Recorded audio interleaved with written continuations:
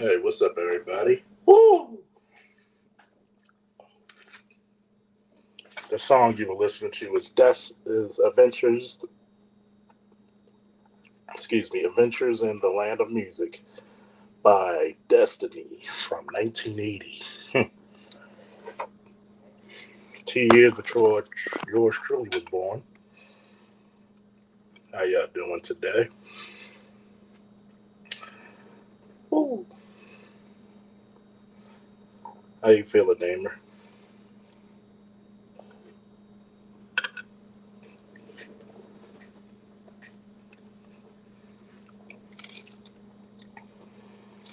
Man,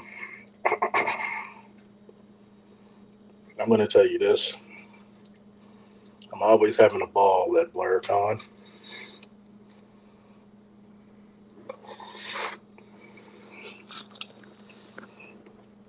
But I'll say this. It's a lot different when you're doing security for 10,000 people. And especially when you're the lead for security details for Cree Summer and Rachel True.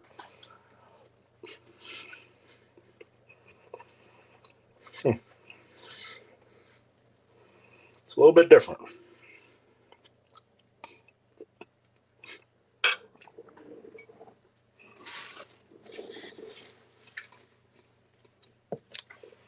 The cog in the machine can be a son of a bitch.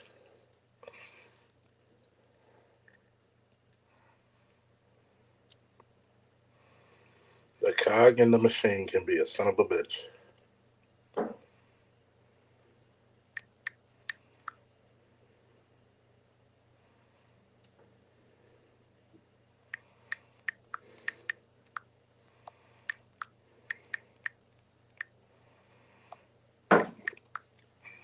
think it was interesting because, even though I was the lead for the security details, I was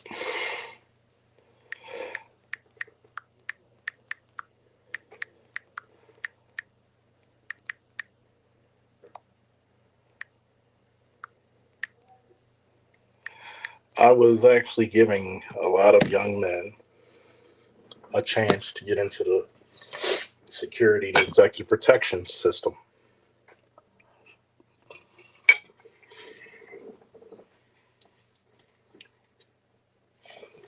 And those young men passed with flying colors, which I thought was incredible. No hate to anybody. Shout out to F Holiday, always faithful with the $10 holla. Woo! I think that a lot of people should give young black men opportunities and chance that we normally don't see.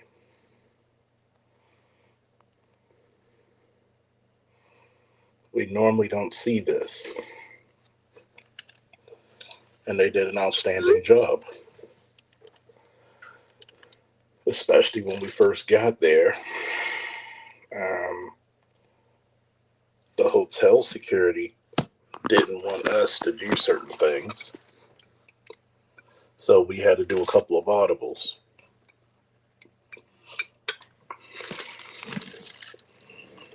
And that Friday morning going into the afternoon, best believe they watched us like hawks. Best believe.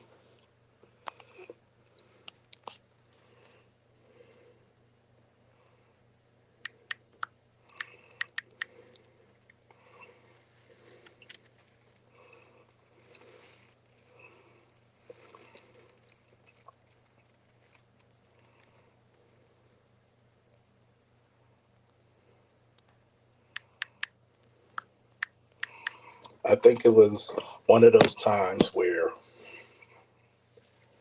it's the equivalent of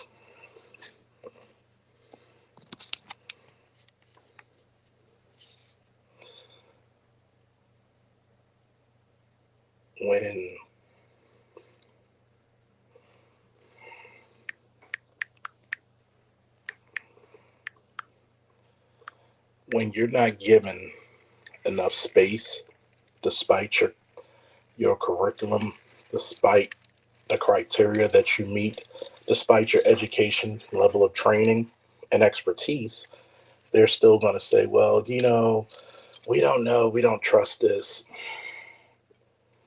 So there's times when you got to put, people of a certain persuasion back in their place. And that we did. That we did. Hold on for a sec.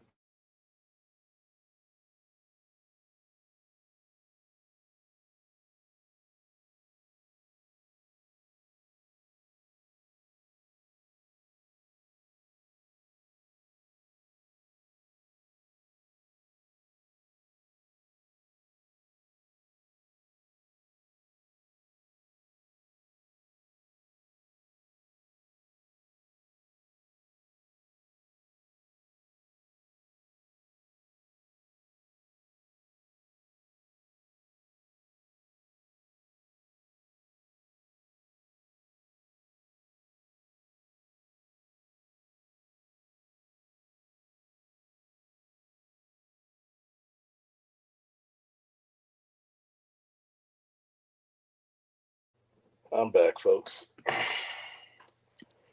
You know, imagine me in an all black security firm,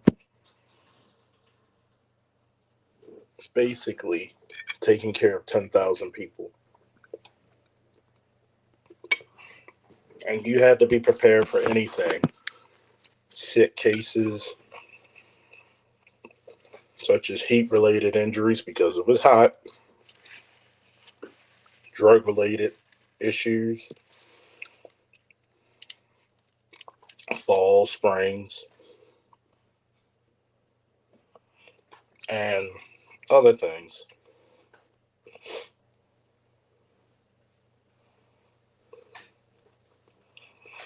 Now,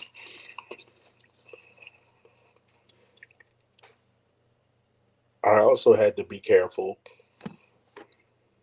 of even active shooters or mass casualty violence.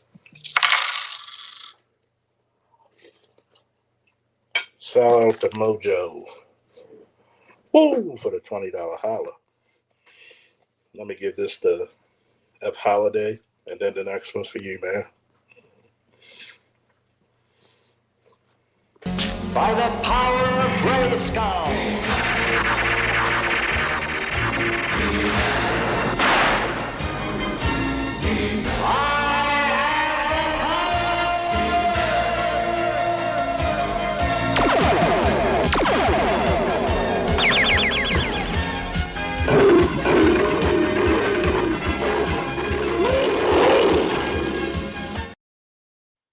For my boy F Holiday. Now for a lesson. You may have heard these words before, but I'll teach you what they really mean. Go beyond! Plus!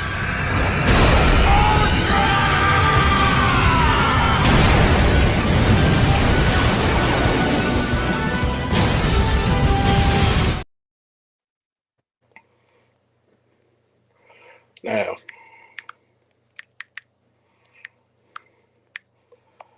I want to say this. Of course, there's going to be back and forth. So you had to make a little bit of audibles. People wanted to play the games, but you couldn't play the games till a certain time till they got finished setting up everything. Once everything got set up, baby, we were good to go.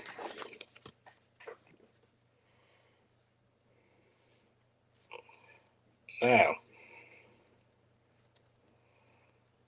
I think that things for this level of a test run were a little wild. I think we raised the stakes for a lot of people and had a lot of shining colors.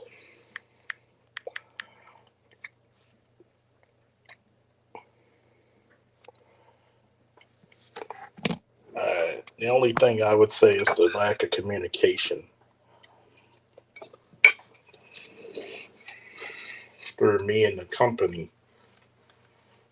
Well, through me and the Blurcom.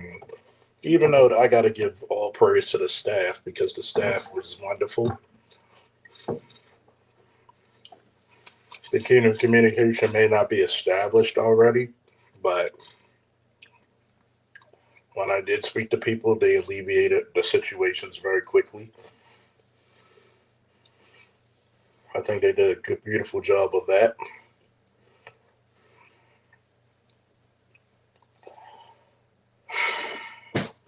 I think that since we got our first time jitters out the way, that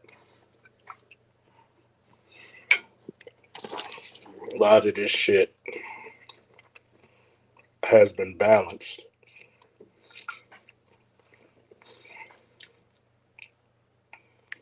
And most likely, the next time around, we will actually perfect it. But shout out to them young guys. Shout out to Cube, Mello, Rob, Smoke, Turtle, my second in command, Darren.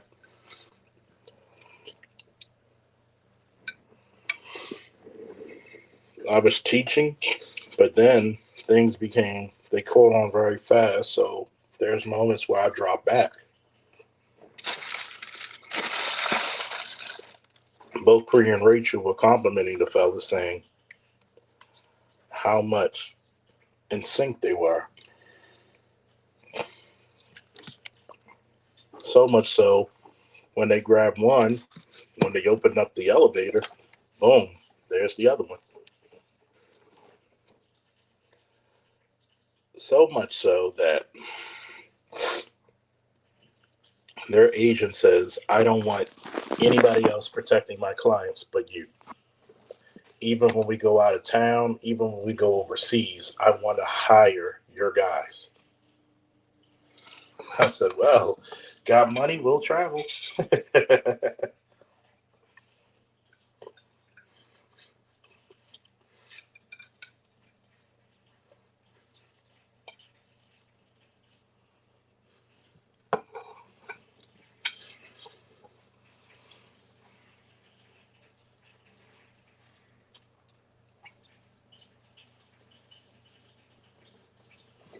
But not only that, when two veteran celebrities tell you to your face that they never felt safer any time in their career, both of us, that tells you the quality of young men that we had.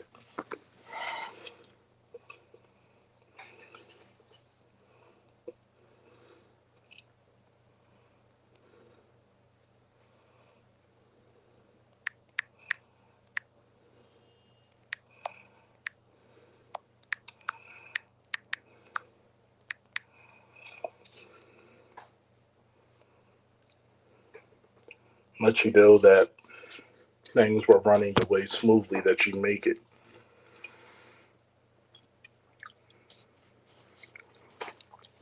Mel, I hope I do make it big.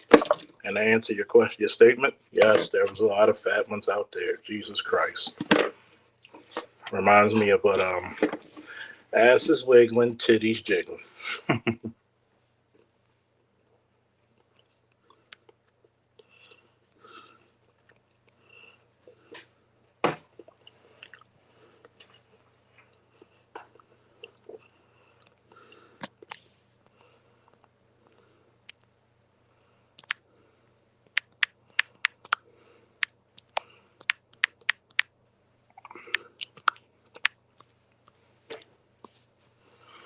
I think that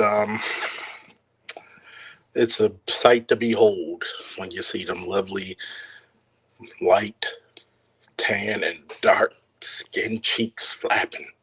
Mm-mm-mm. Oh, yes. Jesus Christ. Mm-mm-mm. Of course, I had to do my tradition of being the speaker man. Yeah, speaker man. The beautiful thing about being the speaker man is that a lot of people don't understand that once you get through the big parties, the real parties have begun.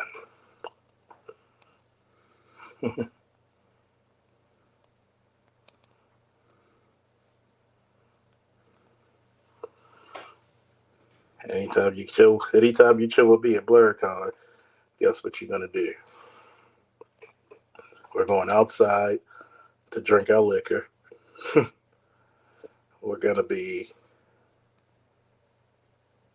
outside to drink our liquor. We're gonna go out there, smoke our cigars, and we definitely gonna hang with our niggas.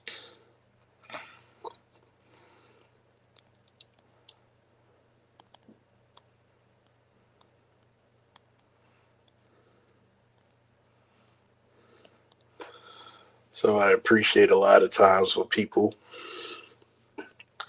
coming out there. And it's so funny because I became like a little Blurcon legend or tradition when I was working the security details. When I came outside, people held my seat and gave me two speakers to rock off. I thought that was admirable. I think that it's an occasion that everybody should get a chance to enjoy.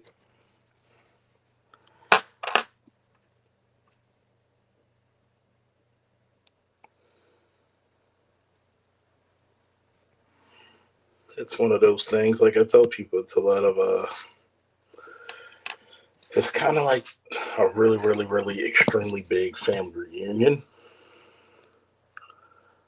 with a lot of interesting costumes and characters. And God, some of these women are beautiful. I'm looking through the pictures now. Yes, allow it.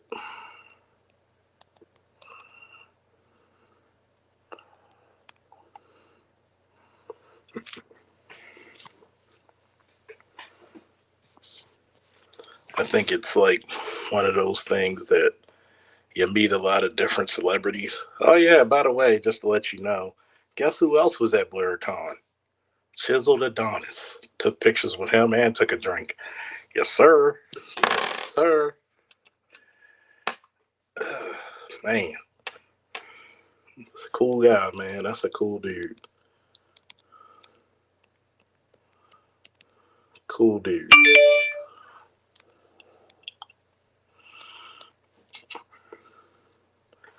It's one of those things where you work in security and you have to put on your serious face somehow, some way.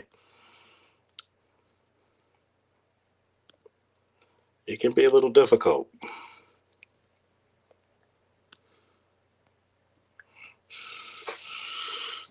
It can be a little difficult because you just want to have all types of fun.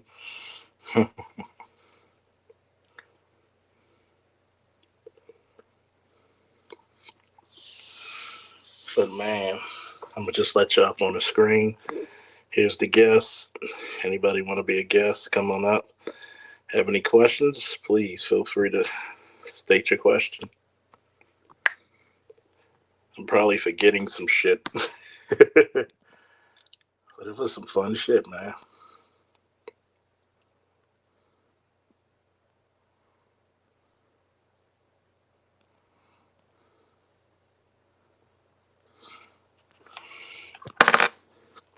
Kept a lot of damn perverts on, I know that much.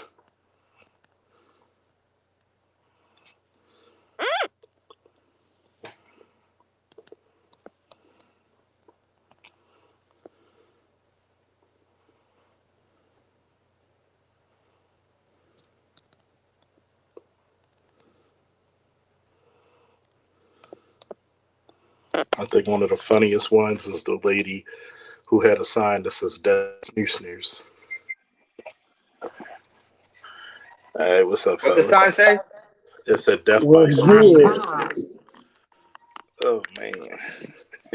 Say, I know you was working. I noticed. But did you get jiggy with it at Blurcom? I'm just curious. You Oh, know he did.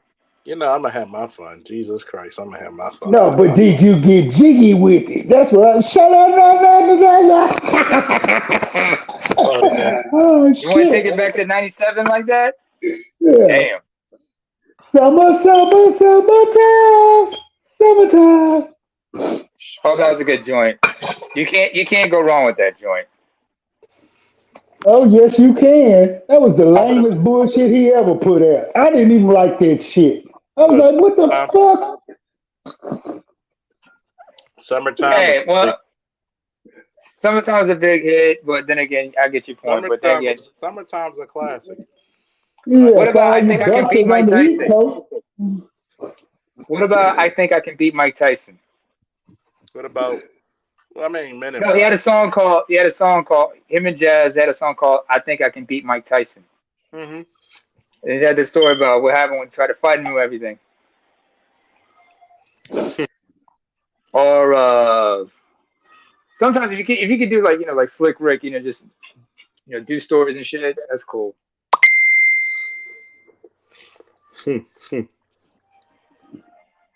But That was one nigga that cashed in early on the sellout tour, and he made good use of uh, it. Got to. Man, I can't even believe we let him make it as far as we did as black people. Shit, we should have shut that shit down a long time ago. Oh no, this nigga here, somebody should have pulled that black card back in the early '80s on his ass, and we never did. And, I don't and think now look where we at. I don't think he ever had one to begin with. When you think about it, William Smith.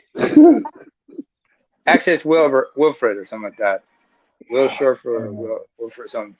Was the second because his old man was Will the first, and his father, if I understand, was in the armed forces. Mm.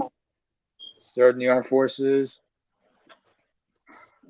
Did you take Peanut and the Padawan with you?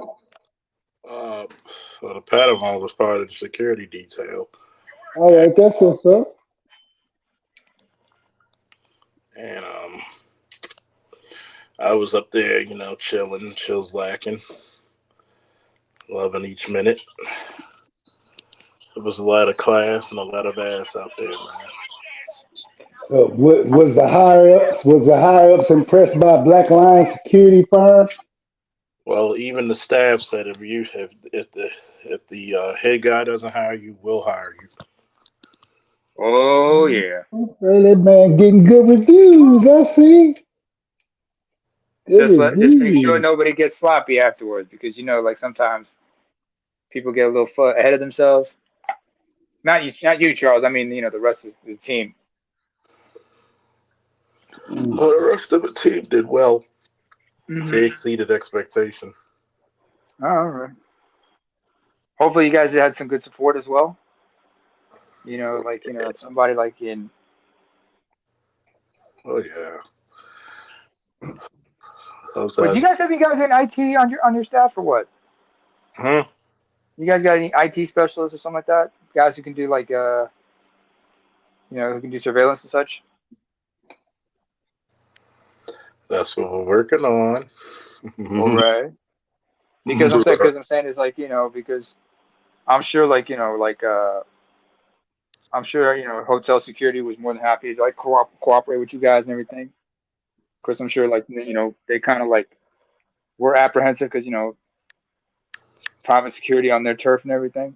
You have to like sort that shit out with leadership.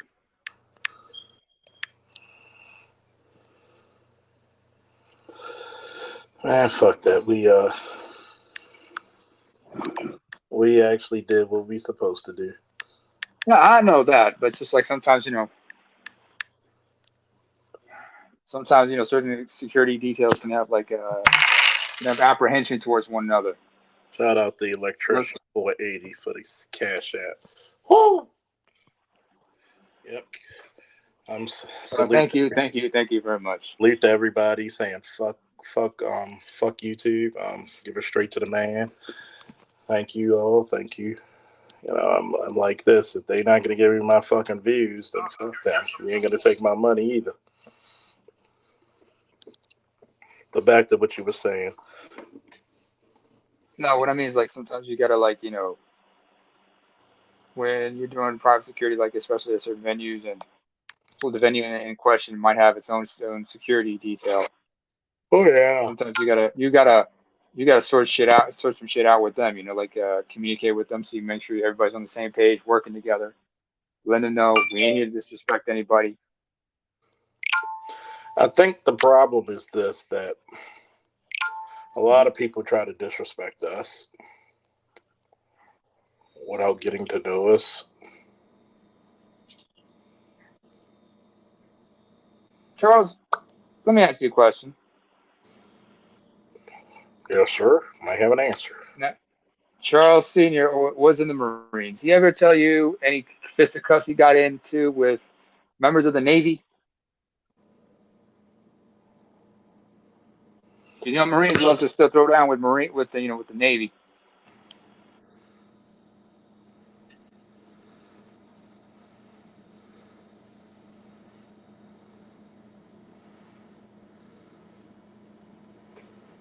And Charles. I'm like this. Hey, you're gonna get a fisticuffs against anybody. Yeah, but imagine like a bunch of Marines, ready who are on deployment with the Navy and everything, and they be like looking at each other just because they just itching for a fight, just fucking with each other, just to fuck with each other every once in a while, just to kill the time until they get to where they need to. No hard feelings, but it is what the fuck it is.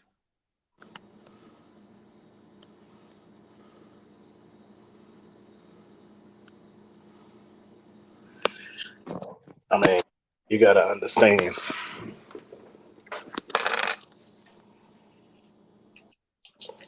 You gotta understand sometimes.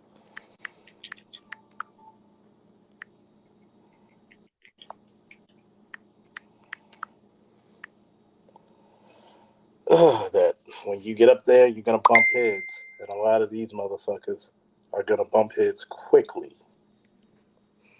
Absolutely. It's like that. They just protecting their turf, and they're like, "What the hell are these motherfuckers in here for?" Things like that. It's like everybody want to step on each other's toes.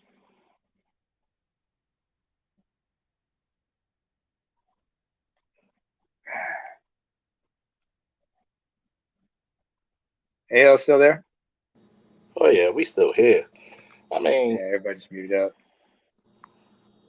I ain't went nowhere. I'm just letting y'all talk y'all shit. If I need to say anything pertinent, I do like I always do. I open my mouth. Open your mouth. Yeah, I know. And sometimes we're like, "Is he okay? All right, he's good."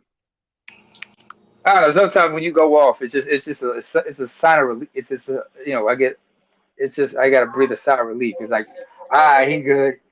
And just we hear you Actually, cuss out, just go off. actually, Makes me no, laugh. I'm not. Actually, no, I'm not good. I'm just a walking pile of fuck up. That's looking for some kind of salvation and grace through my period of longevity until I croak. Other than that, I'm cool.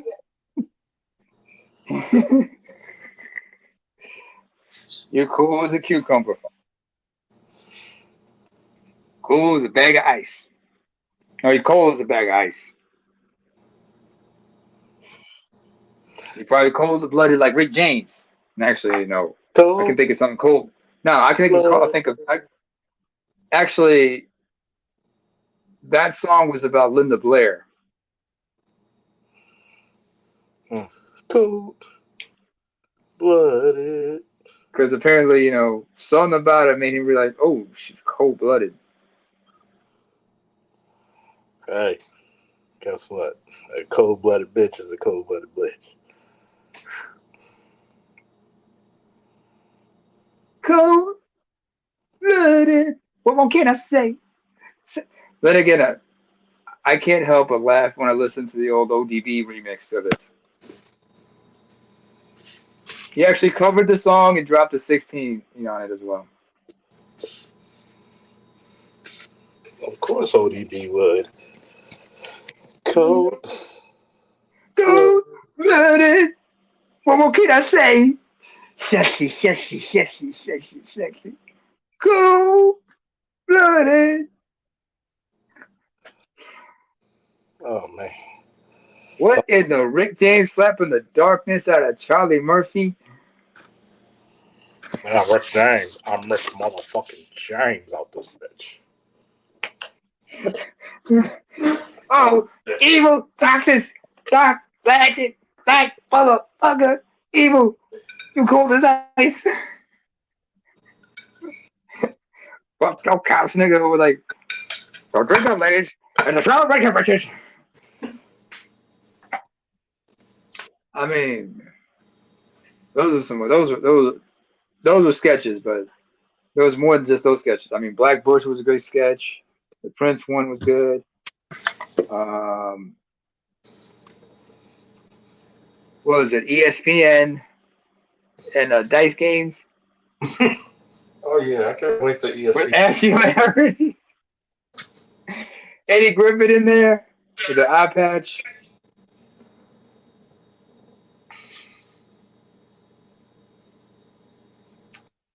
Good times indeed. Good times. But back to Blerdcon. Blerdcom. Blerdcom, sorry. Why am I saying it wrong? Ah, shit, I need a drink of water. That's why. Yeah. You What, need a hey nigga. Charles, where's all the pictures of all the sexy Comic Con girls that you usually put up? Come on now, on the shelf. Shit. I'll make sure I put them. Inquiring minds want to know and see. I'll put them in my community tab. All right. Oh shit, I ain't never go find it. I ain't that goddamn IT computer savvy. I'm a truck driver, remember? All you got to do is go to my community tab on YouTube on my channel, and you'll see them. All the Bango Biggins, the A lot breastises. of naked ass up in there. There was a lot of naked ass up in there. Oh yes, it's a lot of naked ass.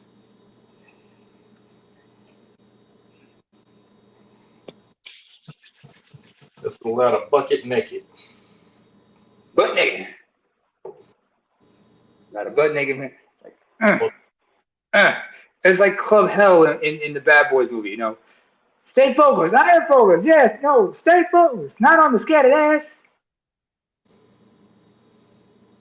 it's a bunch of bucket naked people. So nobody showed up at Blurcon dressed like Bruce or Rerun, Fat I Albert. thought it was called Comic Con, not Comic Relief. You know what I'm saying? These No, people no, supposed to be dressed up as superheroes, not normal people. Of course no. you But ain't then gonna see again, you none of got them. some big, yeah, but you got some big brothers out there. You know what I'm saying? You got a couple of. You had a lot of brothers dress up as show enough. Oh, wait, nobody dressed like Bruce Leroy? What the hell? One guy. You had a shout out to cosplay X twerk. She was dressed Hmm. up as Chung Lee, but in a bikini, and she was dressed up as Foxy Love, one of the characters that Cree Summer voiced on Drawn Together in a bikini. Ah, And damn. God damn, she was built like your daddy's F-250. Boy, tough. God damn.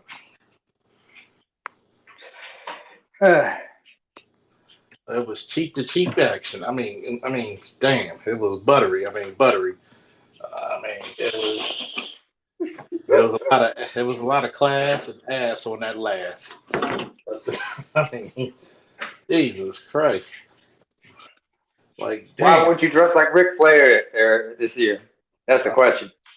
well, I had to work, but maybe next year. I get the Or blonde you wig. had to style and profile. You want to dance all night, dance a little I bit get the longer, blonde wig and a nice pair of boxers. Woo! Got a strap. and the boots, and the knee pads, and the robe. You know the knee pads that never goes on his knees? Yeah, that's the Ric Flair I'm talking about. I never understood that. Why is it guys don't pull the knee pads up? Why do you guys let it Oh, hang like that's below the that's knee? Flair's. He's always did that for you. He said, It Brian. wasn't just Flair. I mean, Brett would do that. Oh, What's his name? The Bulldog did that. Brent's knee pads would go up on his knees. Sometimes he had to pull them because of movement. Yo, Charles, what's your opinion on Adventures with Superman animation? I don't mind the animation. At least it's not lazy. Of course, they're gonna go a little anime-ish. Um, the transformation is a little interesting, kind of Sailor Moonish. I mean, I don't mind it so far. It's like a Superman for a younger generation, so I don't mind it. I wouldn't have mind Revelation, Masters of the Universe Revelations if they weren't so fucking He-Man heavy.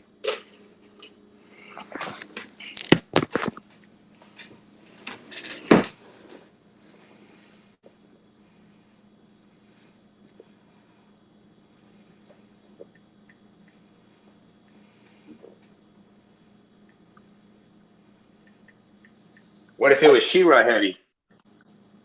That's different. Or what if it was Skeletor heavy? That's different. What if it was Man at Arms heavy? Well, Man of Arms he's actually the man. Man, fuck that shit. I want to know real. What was up with the jugs of popping ratio? Was it nice size jugs of poppins out there, or there's a whole bunch of itty bitty titty committees out there? I'm down with the jugs of popping. Hmm. Remember, inquiring minds want to know. What's that? What was the What? ratio of jugs of popping to itty bitty titty committees out there? Was it a bunch of jugs of poppins walking around, or Oh, was it a bunch of itty bitty titty committees? it was very bitty, itty bitties. It was like It was like Bango Baggins was trying to find a place to hide it. That motherfucker. So the savagery of the Jigs and Poppin was enormous. Oh man, Okay, good deal. there was some chicks with some pretty areolas. I'm sure Oh, some of them would have been oh, approached and been oh, asked. oh, Oh, my go ahead. cop G, my cop G. They had areolas out and about in public. Oh my God. They were wearing see-throughs most likely. Or if they had like the lycra or sheer type of, tops that are transparent when wet.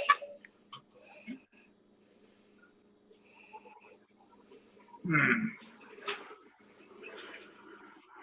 Whew. You know what's I'm crazy, just gonna Charles? say I was something just blasphemous and say, picture Bria Miles in a wet t-shirt. It's kind of funny the chick who was interviewing Cree Summer, and I looked at the picture she took with Uh Cree. huh. I actually took it for them, and I was like, "Hey, I Uh took that," and she thanked me just now. Thank you for taking my huh. picture. Speaking of chicks Oh. with some goddamn airbags. Good God Almighty! As long as they're natural. Oh my God, they now like Dusty Rhodes.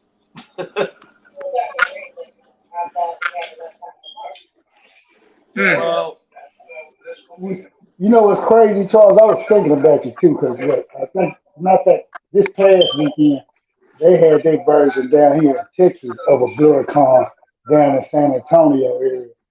And, they were Oh, did they? advertising heavy. They were advertising it heavy and this and that. And I was like, wait a minute, that's that shit Charles be going to back up east and shit. And then I was looking at all the little headliners and this and that. I said, I don't know. I said, Yeah, but the thing is, it's Blerdcom over in Virginia. It's like Black Nerds Com. That's why it's called Blerdcom. I'm blurred, black nerd. no. So I think it's special to me because when black people do something special, it makes it better and more prominent. We put a little flavor on shit. Oh yeah, you put your own flavor to it. Well, that short haircut shouldn't be big to female, man, but it is, you know. And I like the show premise because it's a more lighter heart, back to the basics. Superman is not as complex, at least not yet. I don't mind that because you could do that with Superman. You could do that with Batman too. Remember when they had the show The Batman where he was basically year one Batman, maybe year two? Hmm. He was back to the basics. He didn't know all the stuff he knows as being Batman for 20 years. You're still figuring it out and evolving, Yeah. still honing his skills. He was still, And it's one of those things where he's honing. You can actually, because to us, we know the more complicated Superman because we followed him for so long. For new kids, it's always good for newer fans to get to know the hero from a point of learning himself because most kids are going to relate to that. the growing pains of life and reaching certain milestones, coming through certain trials and tribulations. Find yourself at a crossroad or two. Ah,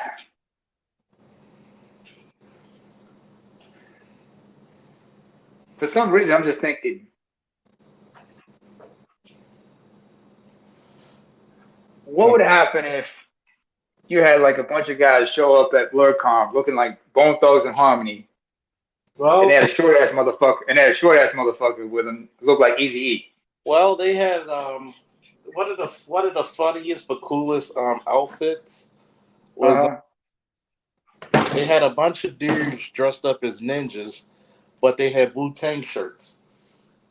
Ah, that was dope. And I was like, I had to ask the question: Are any of you, not to be fucked with?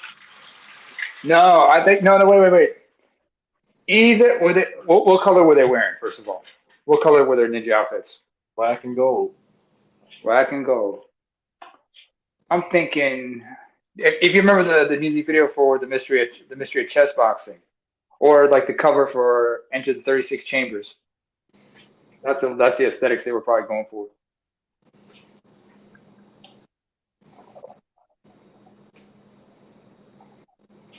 Wu-Tang Clan ain't nothing to fuck with.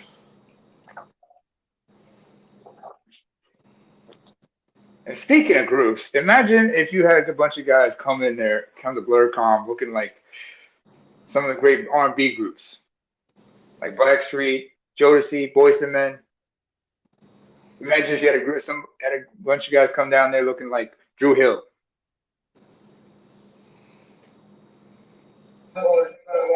Question. Why? Yes. Why? Well, no question. Why? Ski. Why? Why? It's called Blerdcon, not retro R&B singer con. No, no. It Well, you doesn't did make. have a couple of guys dressed up as Prince and and Rick James. Yeah, it's Okay. Oh, cosplay. It's cosplay. That's the point of it. okay. Again, question. Why? Why? Because it's a con. Why not? It's a con, man. It's a con. It's a con. You're It's supposed a to dress up. oh, sorry. It's a convention where it's a convention where you go there in cosplay or costume playing. Imagine if So, Night Mage was there and how ridiculous he would have been over there. so it doesn't matter what type of costume you put on. Just put on a costume and go. You will be accepted. Is that what I'm hearing? Because I'm naive to the whole situation. The only thing I know about BlurCon is from the 4.5 years of listening to Charles rant and rave about it. That's the only way it is piquing my curiosity. Other than that, I do not know the ins and outs of BlurCon. I don't. So that's why I'm asking the question. I'm It's gonna like put the it way to you you this way: Blurcon is like one of those cons. If you're black, you know what, clap your hands. Because a lot of references in the way we can do stuff that no other race of people can do. Because we have this natural creativity and glow about it. Like Hmm. like you had a guy dress up as Captain America in a mech suit. Mm. And it was like a couple of dudes dressed like, you have a good, I won't say it's an overwhelming amount, but a decent size amount of like LGBT, and they're cool. They're not trying to persuade their lifestyle because you could be out No, there, they're having a good time. They're just there right? having fun, have a good time. Have a good. Nobody's trying to force anything on anybody. Nobody's trying to fuck with them. They disrespect them. Everybody's trying to party. They cool with shit. One thing I know AL will love is that it's very heavily 420 friendly. Mm, mm, mm, oh mm. shit! I should have been there. God damn it, boy. I know. See, I see, mean, why? Hold on. I'm gonna tell you how most. Well, why you didn't live with that? God damn! You should have lived with that. and then you would have loved it Yeah. because everybody calls me the outside DJ because they make sure I have a speaker.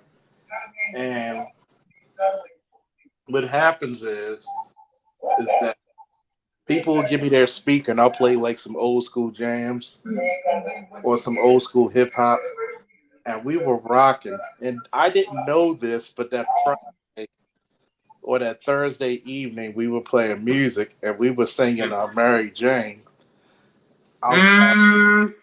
Imagine getting 100 people to sing Mary Jane. And I didn't know this, but Rachel True's um, agent told me.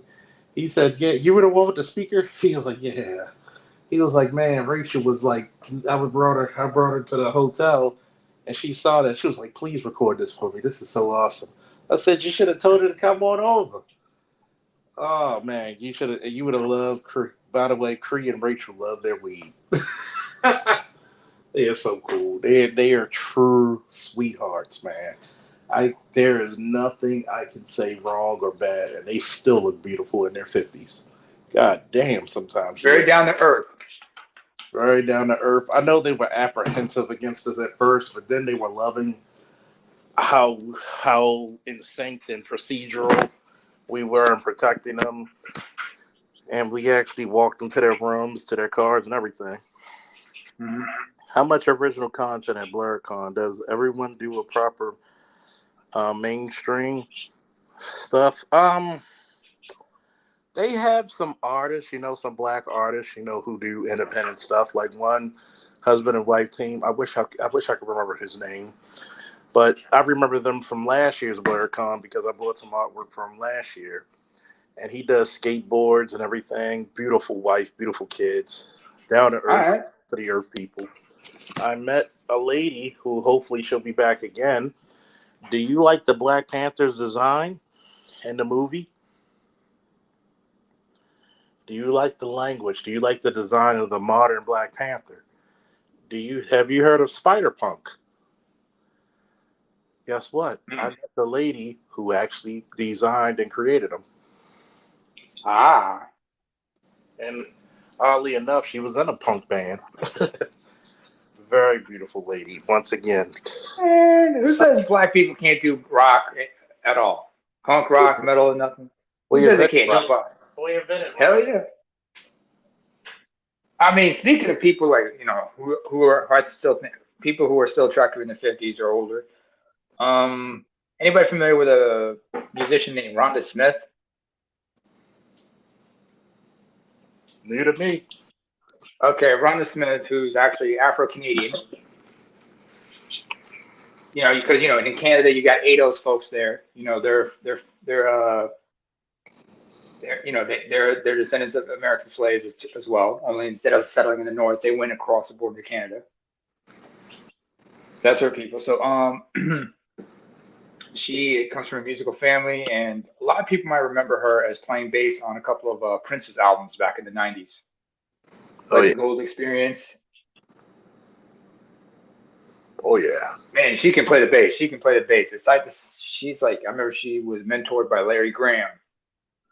The only Larry. difference between her Only difference between her and Larry is that she said like she's 5'3". When she sticks her thumb, it's rather straight, and she's got small hands, but she knows how to play that bass. She even put out a couple albums. But I don't know, something about it. When you look at her, it's like even though she's on the lighter complexion and everything, it's like, all right, all right. That's just me. What's up, Detroit 313?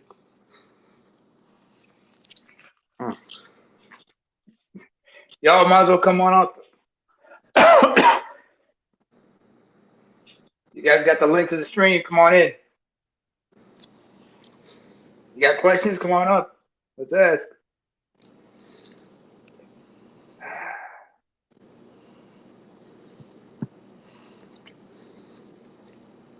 Man.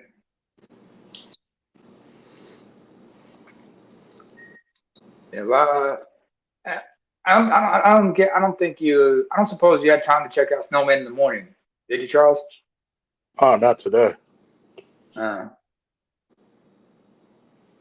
don't know, last few days or last week, we had to help out covering such. Got to chop it up with Victor Law, with Victor Locke, aka Victor Law, with Drew Willingham and a couple other associates of his. Got a chance to chop it up and talk about sports and everything, and about life. Oh yeah, Marcus Williams and Greg Burham, they were there. Tuskegee Air. Oh yeah, they were there. Because everybody loves Tuskegee Airs. They were there with their own booth. Ooh. And the same lady I told you, she has her own original stuff as well. That's why you go to I'm going to say this, right? Not only do you have fun at these cons, you dress up, smoke weed, smoke cigars like I do, drink liquor like I do. Go there and support these goddamn artists and writers, please. Please. Please. Go support these people, man. They are very artistically sound, they're creative, they're brilliant. Support these people in their endeavors. I'd love to see if has Kevin Griveau ever been to Blerdcon by any chance? Who? Kevin Griveau. It was a brother who was in Outworld, Outworld. Well, he created that. Yeah, he was a writer. In fact, his background is he's a graduate from Howard. I mean, he's as big as a pro wrestler, but he created that. He might have. I mean, not only that, a lot of his background is Howard University, graduated in microbiology, minored in chemistry, and he used that aspect in the Outworld canon. And he also based it on his own experiences with interracial dating. Mm-hmm. And a lot of people still have a hard time believing that's his actual voice, given how deep it is. Yeah. They always say, like, you think that he doesn't sound like Panthro? Yeah. oh no, she said it was a lot more deep than that. Hey, what's up? What's up, Brian? Hey, what's up? Can you hear me? Yeah. Go ahead. Yeah, Mr. McMurray. Yeah, We how hear you you, doing, Mr. dude? McMurray. Have you guys ever heard of a man named they call him the Black Swallow of Death? And yeah, he was his name was Eugene Bullard. And basically he at 10 years old, he was living in the South, and someone told him that they treated black people better in France. So this dude at 10 years old stowed away on some kind of like shipping liner or something like that to Europe. I can't remember which country he went to first. It might have been like Scotland or something like that. He made his way to France, grew up, became a pilot, like one of the most decorated pilots in World War I believe. Mm-hmm. Crashed his plane, got injured, couldn't fly again. So he became, as a regular ground soldier, became one of the most decorated ground soldiers in France. Married a countess's daughter.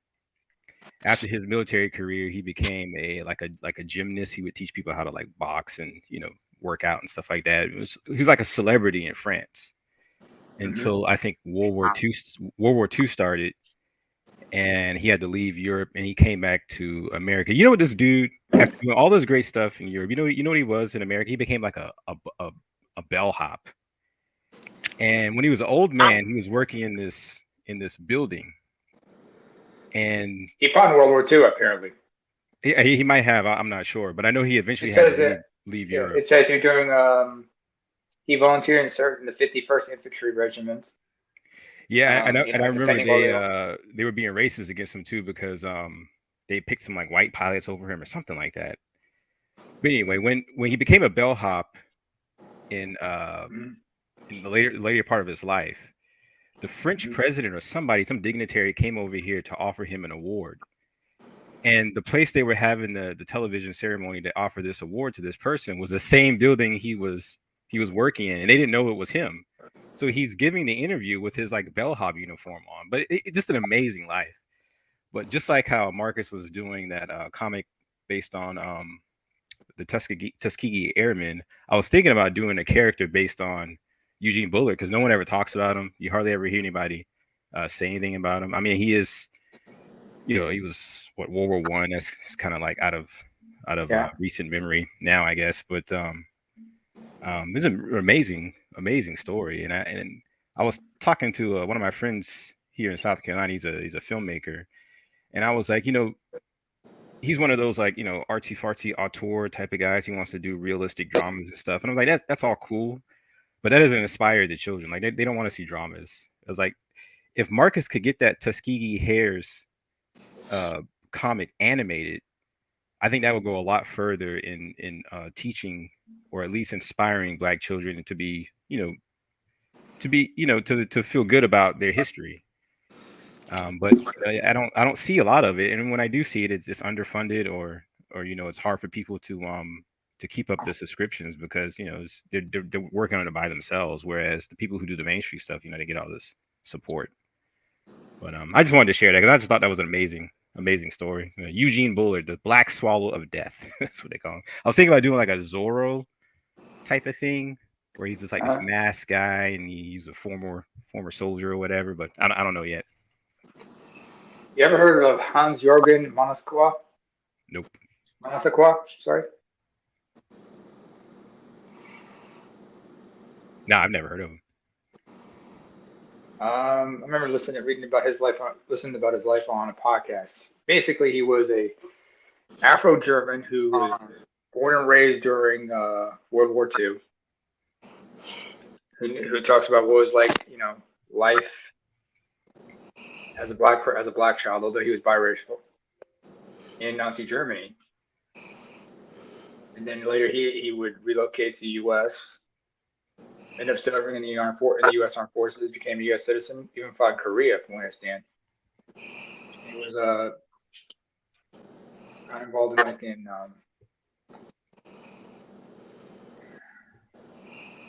he was an interesting character, He talked about what it was like, living under fascist rule, Nazi rule, but also how difficult it was for him there. But when he came to the U.S., he had a new leash on life, but he also had to contend with racism, but he knew how to contend it better. And he's always been a very outspoken civil rights activist. His backstory is pretty interesting. What was his name again? Let me look it up. I keep pronouncing it right. Pronouncing it wrong. It's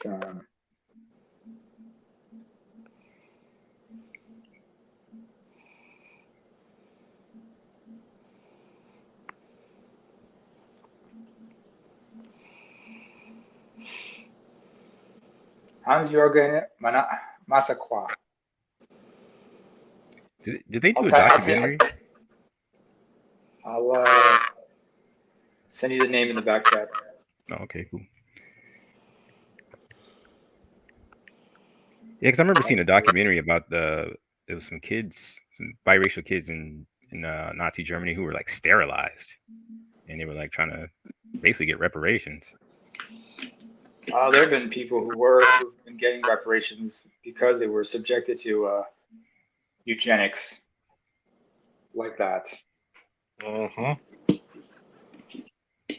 mean, there's anybody ever heard of Deutsche Welle or DW? That's a German media outlet. They do mostly news as well as documentaries. They talked about certain issues about life in Germany, especially when they dig up the past. They've had a couple of documentaries about what it means to be black in Germany. But Eugene Bullard, you had a bunch of other people like what's their names? Black men who fought in World War I as pilots. You had men like what's their names? William Robinson Clark of Jamaica. He flew for Great Britain. There's a guy named Ahmed Ali Chalitin. He flew for the Ottoman Empire, and he was an Afro-Turk. Well, this one character I came across when I was studying about it. His name was Domenico Mondelli. And this individual flew for Italy. And apparently, he was the son of an Italian father and Eritrean mother. Oh, you got to represent your people. You got to pull your pants up and walk like a gangster. Eritrea. Oh no! Now I got to do the parody my brother does sometimes. Like, no! You must pull up your pants, pull up your trousers, pull up your trousers. All right, you walk properly. Walk properly. Show them you're gangster. But that's not what we're gonna talk. Old school folks could talk like that sometimes, but no, not us. Our generation, we become more Americanized in our English or British or Anglified, if you prefer. Yeah, I noticed down here in South Carolina, people are losing that like Southern twang because we actually have more people who weren't born in South Carolina who live in South Carolina now than people who were actually born here. It's growing pretty fast. Oh, you're in South Carolina? Yeah. I'm not too far away from what's his name, BMT. Oh shit! I don't know where he is. That's all. I think he's down there on them islands, but that's not too far away from Charleston. I'm only about 30 minutes away from Charleston. Ah, okay. Just in the metropolitan area. Okay, just outside. Lord Jesus, we got the doctor in the house, Dr. Thunder. Boom! Come on, Dr. Thunder, join the crew. Greetings. Where's Professor Lightning when you need him? The Professor of Lightning, the Doctor of Thunder. And we need the PAC of Rain. Oh yeah, it's funny because it's amazing when you go to Blerdcon and places like that, of how many scantily clad, beautiful women, and it's so normal to talk to them about anything. Like, shout out to Cosplay X Twerk,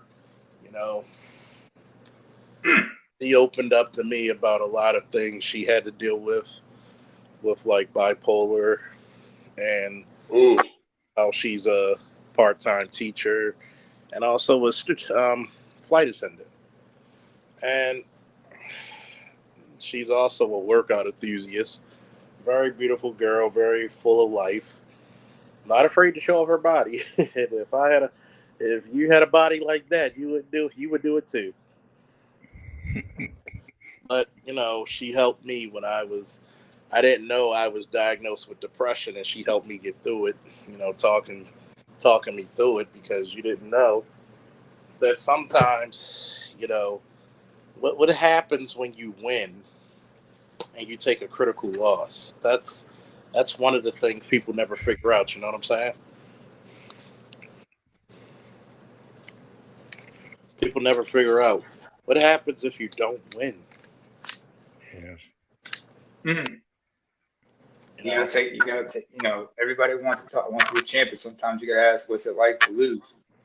I mean, ask anybody who became a silver medalist. I mean, Sarah McMahon. I remember when they were doing the countdown for her fight with Ronda Rousey. She talks about how how heartbroken she was, at the podium after losing the gold medal.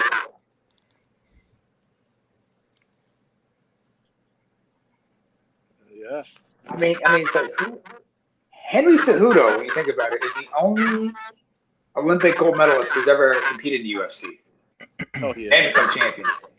Huh? He's not the only Olympic gold medalist. You had Mark Schultz. Oh yeah. When did he win? He beat Gary Goodrich back in UFC 11, 12, something like that, or not. 12. Oh, gold medal champion. Okay. Now, when did he get his gold medal? When did he win his gold medal? Which Olympics? In the 80s. Gotta be 88. In the 80s. He was part of him and his brother Mark Schultz, the one who was killed in the movie about him. Oh, King Foxcatcher. Which means it was either 84 or 88. 84. 84, because 1980, the U.S. boycotted that Olympics because they were held in Moscow. In 84, USSR did the same. Which kind of fucked up a lot of brothers. That's she right there. Oh man, that's pretty cool. Gender bed. Yeah, this my niece's birthday is this Saturday, so I told her I would turn her into a Super Saiyan and get it printed for a poster. Happy birthday to her. That's pretty cool. I figured gender bend. For those of you who don't know what gender bend is, ones who gender bend.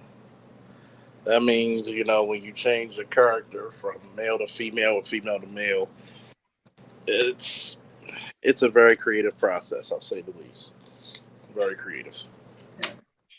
It's not about LGBT and all that. It's just creativity. What if you made certain characters male or female? How would they look and how would they act? Just a creative thing. Creative thing. You think about hypothetical scenarios and such. Just like, you got a Batman, then it's a Batgirl.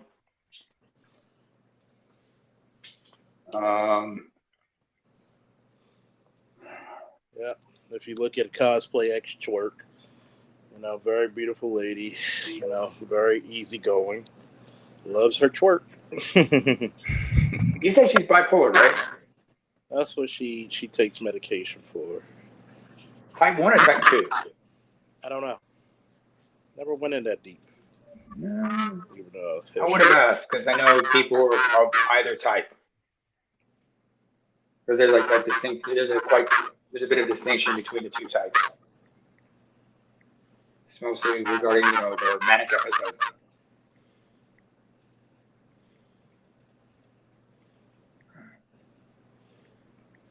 Because talking about mental health stuff, it's kind of interesting to chop it up, discuss things like that. Interesting in the psychology of certain characters. I think that it's something when Black people can openly talk about mental health and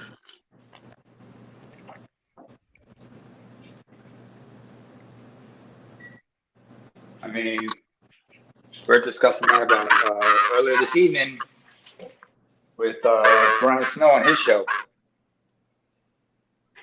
I mean, the Brian Snow show, not Snowman in the Morning. We did his afternoon show.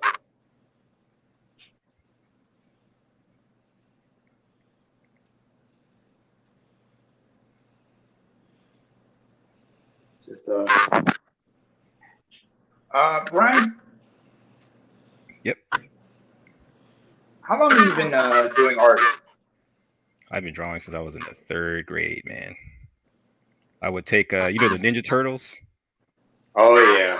I would do my own characters. I would take animals, but make them similar to Ninja Turtles. I had like this guy called Rainbow Bat or something like that.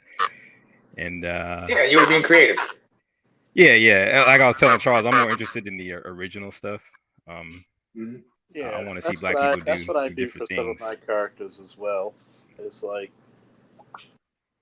sometimes I have, I'll make up my own characters, and it takes a lot for a lot of people to make their own characters, but it lets you break out into creativity.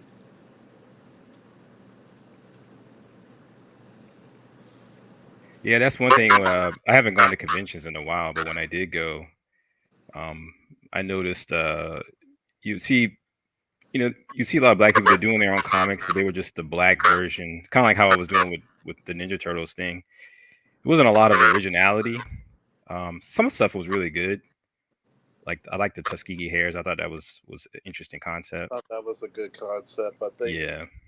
I think they deserve, because they're usually there every year. So. Oh, they are. Yeah, and I think if anybody next year, because usually about 9-10 o'clock, if I'm doing security, we're gonna do a meet and drink, and I'm gonna have my big speaker with me, and I'll be like, yeah, we're gonna play some music. I might even do a party, because I've been asked heavily to do a party. So we shall see if I get the party. What they say, I rocks the party, you got the party, huh? Just cigars and your liquor. Oh yes, we're gonna light up and smoke our cigars. We're gonna drink our liquor, and we'll all together now hang with our nigga. Yes, it's beautiful, baby, beautiful. Yes. It was. I guess it's something else. Please tell me there was somebody there who dressed as Bootsy Collins this year. Oh yeah, baby. It had to be somebody looking like Bootsy over at Blurcom. You can't have no fun at Blurcom without Bootsy. Oh yes, baby. You know, hey, baby, it's all the fun but you.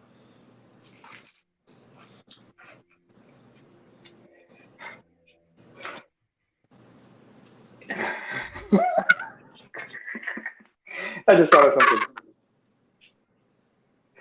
Imagine, excuse me. Imagine you had somebody at Blurcom dressed like Rick James, right? Dave Chappelle's Rick James, and you had somebody looking like Charlie Murphy, and they'd be plate fighting all every once in a while. Mm. Right in front of security, like security, like whoa, whoa, whoa, whoa, whoa, whoa. And they're like, no, no, no, no, it's a gag, it's a gag, it's a gag. We're just playing. Like Rick motherfucking James. Charlie Murphy! Oh! Yeah, the arena says, Unity!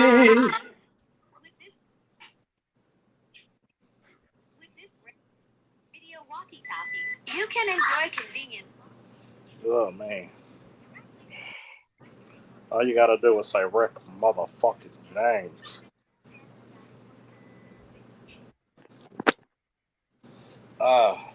You know, it's kind of funny, Brian, because you're this creative.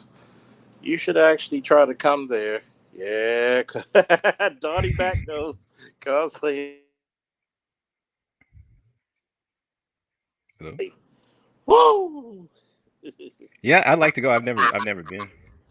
And you're out in South Carolina, right? Yeah. I'm gonna tell you now. Book your hotel room now. Yeah, now, yeah. Yeah, we were doing them about maybe 3-4 years ago. We stayed kind of like in the southeast region, and we would have to book it like all of them like a year in advance. It was expensive too. Book it now. You know, I'm gonna get with some guys. They want me to do a party. I'm gonna do a party.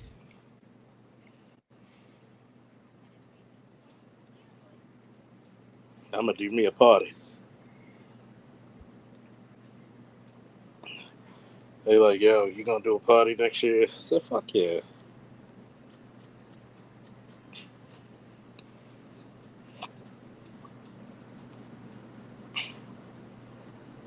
I said, fuck yeah. The other chick is Love Paper Doll. Oh my goodness.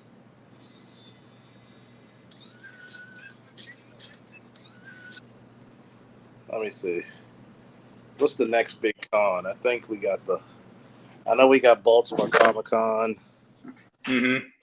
I've been supposed to talk with one of the sponsors of the con about about doing security for other cons. Mm-hmm. So we shall see.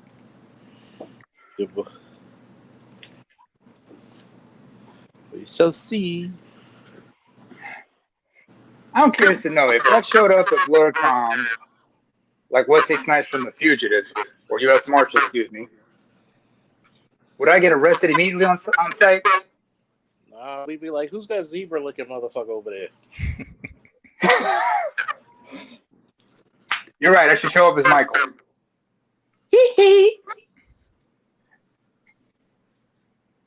Just don't set my weight on fire.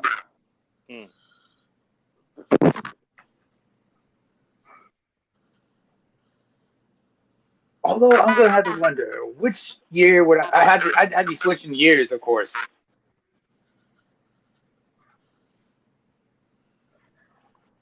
I'd be switching years every once in a while. You know, gotta change wigs and everything.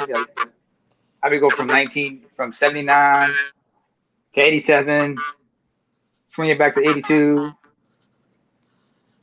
Oh, nobody know what I mean by that. I gotta go with Off the Wall. You gotta go with Go to Bad. You gotta go to Thriller, yeah.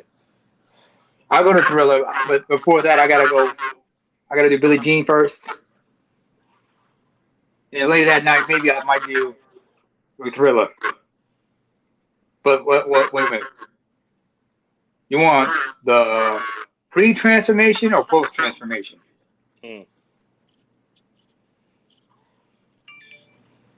Because I might have to put on the contact lenses and the fangs go like, stay away!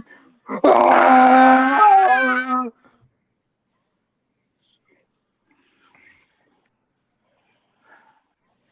Get away. Get away, get away, get away. Good.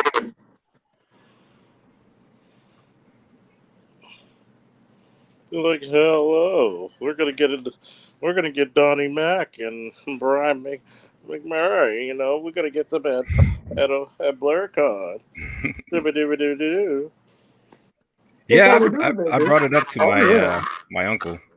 He's kind of like my manager, but I brought it up to him. I was like, man, we need to go, man. Wait, how old is your uncle? My uncle, we're only like 7 years apart. Wait, how old are you? I'm 41. Okay. You're born in 81 or 82? I was born right at the end of 81. I was born December 30th, 1981. God damn, you basically 82. Yeah, I know. We're 82 babies. Yeah. Damn children. Children? God damn. Niggas got We grown men now. What are you talking about? Hey, I was born in 1973. Children. So tell us about when Noah built an ark. Nigga, I ain't that old. You're right. We kid. So tell us, what was it like being a busboy at the Last Supper? I'm gonna tell y'all one time. When y'all was coming out the womb, I was running up and down the football fields on my way to junior high and trying to get to high school. I don't know what y'all talking about. Y'all was in diapers and similar. Well, tell us more about this journey when you had to face off against the evils of mankind. When God said, "Let there be life," did you throw the switch? Boy, it was some hard, long days. A 28-inch, half black and white, half color television set back then, and Atari 2600. Shit, we I'm still telling you, had black and white them was the TVs. caveman days. We still had black and white TVs. Like shit, we only had like 3 channels. Now, some of us, only day we could watch the state-run TV. That sucks. I gotta watch.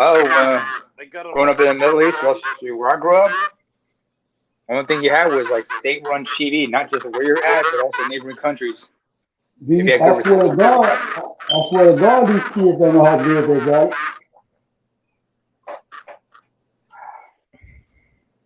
It's kind of strange nowadays. How these young cats be. That is true. Yeah. Yeah, they really seem to be into the androgyny thing. Not really bothered by it. Yeah, it goes through phases. I was watching something about the Roaring '20s. You know, the flappers, whatever. Yeah. It's not as extreme as it is now, but they were basically going for an androgynous, boyish look. That's why they preferred flat chests and they wear square dresses or whatever. So I think it goes through phases. They were skinny back then. They preferred to be skinny. Of course, back then. Yeah. In order to stay thin, what they did was they take these pills, but what they didn't know is those pills contain tapeworms. Nowadays, so many guys want their women fat as hell. Yeah. Come to South Carolina, my God. Land whales everywhere. Oh my God. We talking orcas or humpback whales here? It's humpback. It's pretty bad. I didn't believe it. Like when my uncle, because my uncle lived in Japan for years, so he's used to slim women. Mm-hmm. And he came back and he was like, Brian, why are all these women fat? And I'm like, what are you talking about, baby? I was accusing him of confirmation bias, right? Because I don't see fat women. They don't register, in my vision or whatever. Until I was listening to Kevin Samuels and he pulled up the stats and he was like, most black women are fat. And now I see him everywhere. Obese now I or can't stop severely seeing. obese? Yeah, I was like, geez, man. Not fat, but obese as fuck. We're talking SSBBW. That's supersized, big booty I'll women. put it to you this way, right? Black women try to say because we have thicker bones and all this other shit. Yeah, that's bullshit. No, you're fat. Like, see, Yeah. black men, once again, garbage men of the dating world, Mm-hmm. they accept this shit. If black men never had to accept this shit, guess what happened? Them bitches be skinnier. Yeah. You see a lot of them in the gym working their ass off, sweating out their head every day. I think part of it too is even though we're the bottom class in this society, we still pretty comfortable compared to some other places in the world, and it's just spoiled, man. My grandmother, my dad's mom, I only met the lady like 4 or 5 times, but she recently passed away, and my dad found an old yearbook in her closet, and it was a yearbook for a college in the Midwest somewhere. But it was older than her because she was born in 25 and the yearbook was from 1925. And when I looked through it, I saw like maybe one fat black woman. One. Everyone was they were thin. So this idea that that they're naturally big bone, I don't buy it. I don't buy it. It's bullshit. Not bullshit. It was bullshit, as BGS would say. Bullshit. No. Bullshit. Bullshit. Still can't get it right. Bullshit. You gotta No, say no, y'all heard the new one that's out? The new meme? Ah, bullshit, bullshit. it's Hey, bullshit. That is bullshit, yeah. That is bullshit. that is That is big. bullshit right there. Yeah, I can do it in West Africa.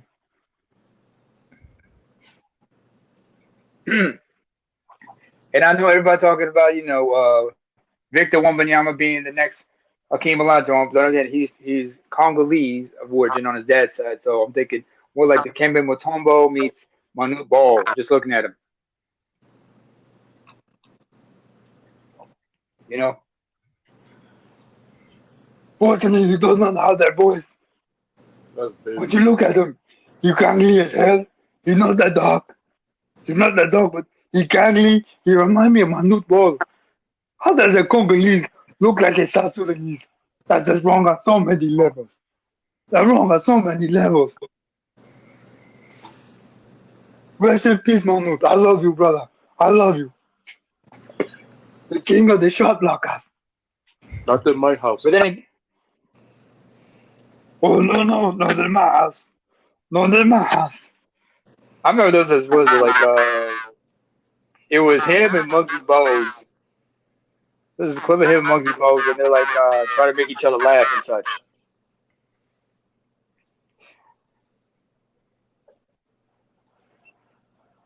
And I remember the joke. It was a dad jokes thing for charity. And Muggsy, had to tease, had to tease him and everything, but it was what it was.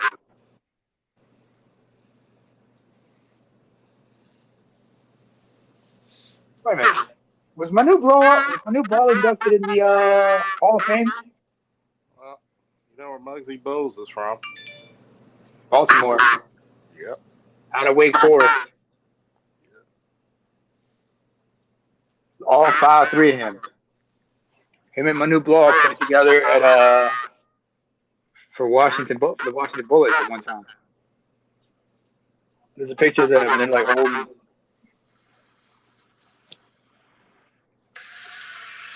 That's one way to describe that holiday. SSDVW.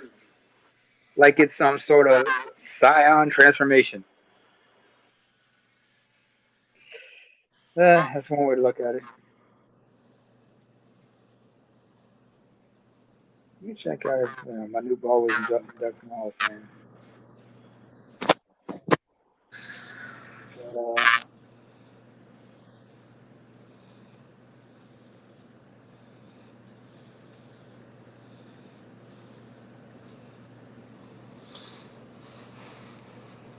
I was like, not in my house.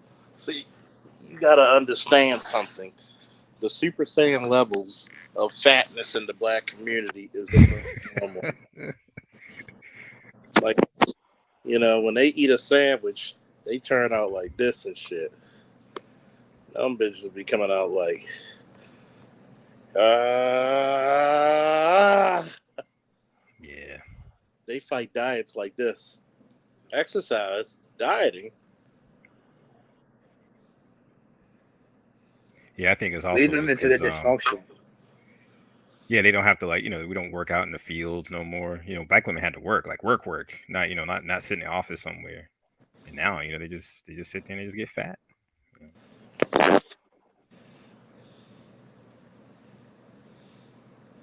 And then you got to worry about them chasing you, like that one chick was chasing Spike Lee in the Malcolm X movie, if you remember. Like, oh Man, no, they should dance. and You this, can't dance. You can't explain that at. You can't grab her and toss her around like then. and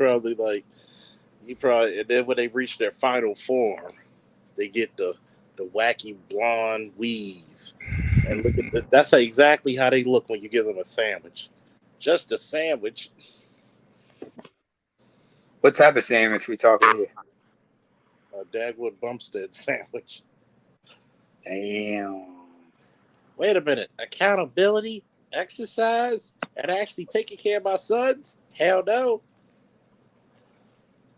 Yeah, that was the one that did it for me, man. I was team pro black because I always thought black women are annoying, but at least they make good mothers. But then when I started seeing the data, that man, they're not even reading to these boys. They don't even believe that they can actually achieve. I'm like, man, it's over, dude. It's a wrap. Like, they don't read to the boys. They don't give a fuck about the boys. Every time people come to I wonder if I could put a lot of people on my fucking whatchamacallit, my Facebook. And I had to tell this one old classmate of mine, like, do you hate women? And I was about to be like, no, I don't hate you. They're transgender. They're transforming from a woman to a man. And I'm like, and I had to ask this question. Why is it when a black man has a critique of women, he hates women, but y'all can say the most misandrous shit? Yeah. And nobody's supposed to know. Hey, make whole movies. Well.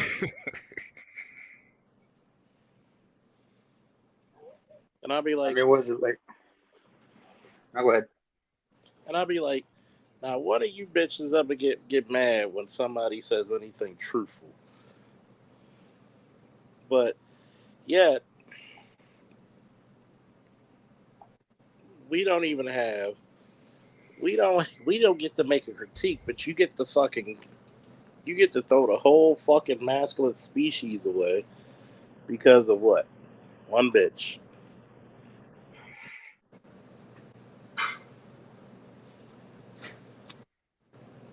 And they wonder why we're grabbing our passports.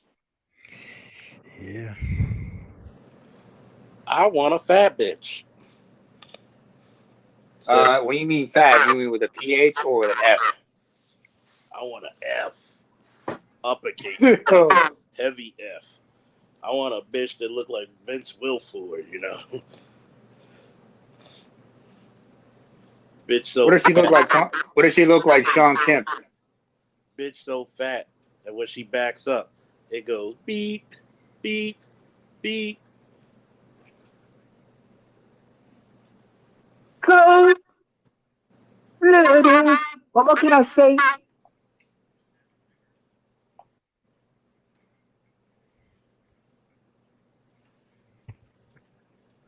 Ay.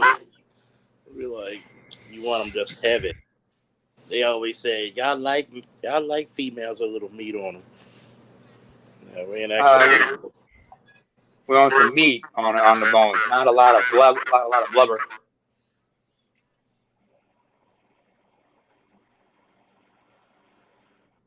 That's what you messed up, damn it.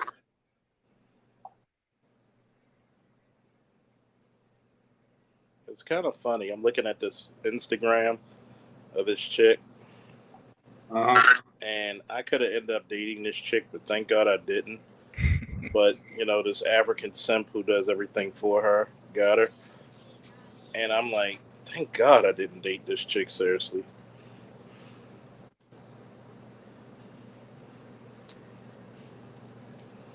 Oh, man. I want to take you on this exotic. I ain't taking you on shit. Bitch, you lucky I take you to the fucking dentist office.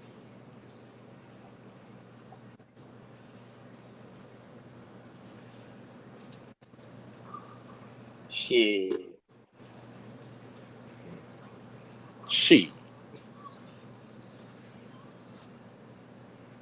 I mean, when you hear stuff like that, you're like, okay, I need to get the fuck out of here. I don't need this bullshit. Yeah, it's sad to say, but it's looking like we're seeing the end of the ADOS FBA community. I think it's over, man. There's just too much working against us. Right now, it's about families. Like whatever families can kind of stick together and do their thing, they'll make it. But other than that, man, I don't see it. Not anymore. Junction. What's your dysfunction? Every damn thing.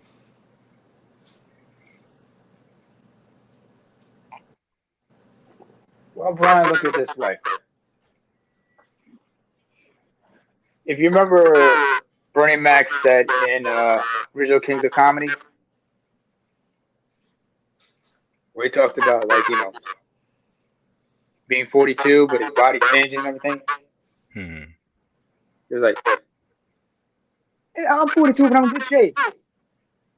But I'm tired, my body weary. I'm sick of sex. I ain't no sex. I'm sick of fucking. I used to be good. I can't be good like that no more, My shit's quick fast. In and out like a crack house? Nah.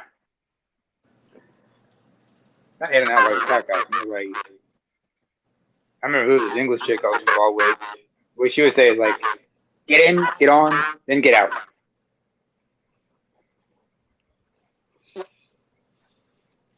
That's when you skeet so much. Oh, your leg twitches, your toes doing gang slides and shit.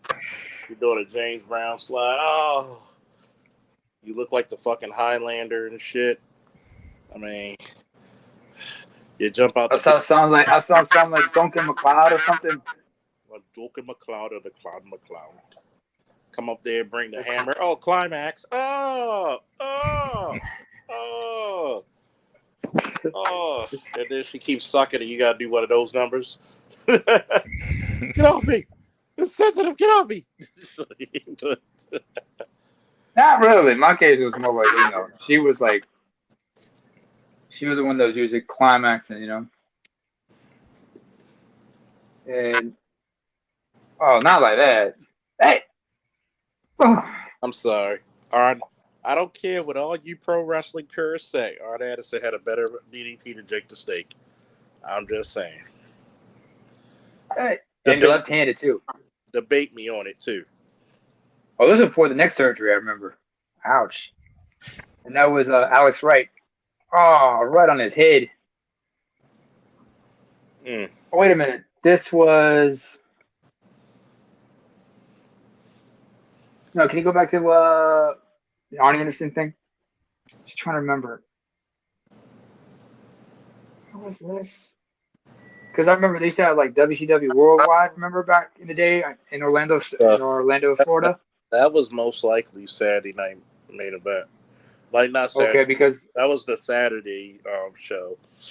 Yeah, WCW Worldwide. They would have a couple matches, and the ring would sometimes spin slowly. because it was in Universal Studios in Orlando, Florida. Oh yeah. That was a ring setup and everything. Yeah, that was a ring setup. Some motherfuckers are always trying to ice skate uphill. Shit, you can get the whole trilogy on HBO. What, for Blade? Yep. Yeah. I'll be honest with HBO you. Max. The only good Blade movie is that first one, man. Those other ones were terrible. And the second one was dope. What are you talking about? The I second wasn't one, feeling that second one, man. I just wasn't feeling it. the second one was good. It's just that it wasn't as good as the first one because I'd proven it on a live stream 3 years ago that Blade's the greatest action movie of all time. Right. New Line Cinema was saved by Wesley Snipes. Comic And of course, let's not. comic books and comic book movies was saved by Wesley Snipes. Don't forget Todd McFarlane's Spawn by Michael Jai White. Oh yeah. Well, we need some more. Because that came out earlier, 97. Spawn came out in 97. Yeah. Blade came out in 98. And what was it? Of course, everybody was talking about, Will Smith MIB at the time. 97. So you think Blade is better than the Matrix? Yes. The first one. The Yes. first one. Oh Yes. wow. Okay. Yes. Better action. Look, Way better action. the Matrix was a lot of piano wire and such, right? That's true. It was yeah. Better action. And a lot of sci-fi and a lot of CGI shit. Tell me, what was better in the Matrix? What action scene in the Matrix, scene for scene, was better than even the fucking opening credits when they were in the fucking blood? The nightclub and the sprinklers were showering with blood and shit. Yeah, I mean, don't get me wrong, it was dope, but I think if you want to talk about like groundbreaking, I would say the Matrix. As far as the Matrix brought like basically kung fu cinema to Hollywood. Because I remember as a kid, I always thought when I watched American action flicks, I was like, why can't they do it like the Asians? Like, why can't they just hire one of those? Aren't you forgetting about Crouching Tiger, Hidden Dragon? Yeah, but I wasn't a kid when that came out. I was a grown man when that came out. When did that come out? 2001 was it? Yeah, that was my first year in college, I think, when that came out. So, same thing with the Matrix. I think Matrix came out in '99, right? So I was in. I might have graduated by the time. I was in high school when the Matrix came out. Nah, I was in my final year of high school at the time. Yeah. Oh, but that Blade, man.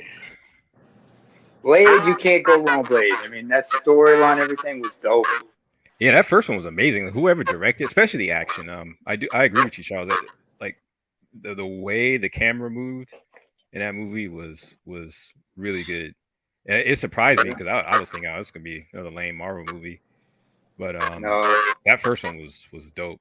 But those other two just did not live up to the first one, I thought. I mean, they had Donnie Yen in the second one, and he did one kick and then got killed. I'm like, what the hell is this? Like, if you got Donnie Yen in your movie, you need to use him. You know what I'm saying? Yeah, I mean, they did it. This is before he got a lot of traction in Western eyes. Come again? I didn't hear you. I think this is when he did the second Blade. A lot of people didn't know about Donnie Yen at the time. Because remember, at that time, everybody was like focused on Jet Li. Jackie Chan had a resurgence as well. But the director, I'm sure, knew. Who's the director of that one? That South American guy, or what's his name? Let me find out. Or was he Mexican? I can't remember. He directed Pacific Rim and a few other things. Was it Guillermo del Toro? Yeah. And I'm sure Guillermo he knew del who Toro. Donnie Yen was. Yeah. Because there's like a trilogy movie he's doing about Spain. He's a hit or miss director. Some of his stuff's good. Some of it's like, Guillermo del Toro. Wait, was it him who directed Blade? Let me check. He did the Hellboy. Was it the first Hellboy movie or the second one? I can't remember. It might have been the second one. Hang on a second.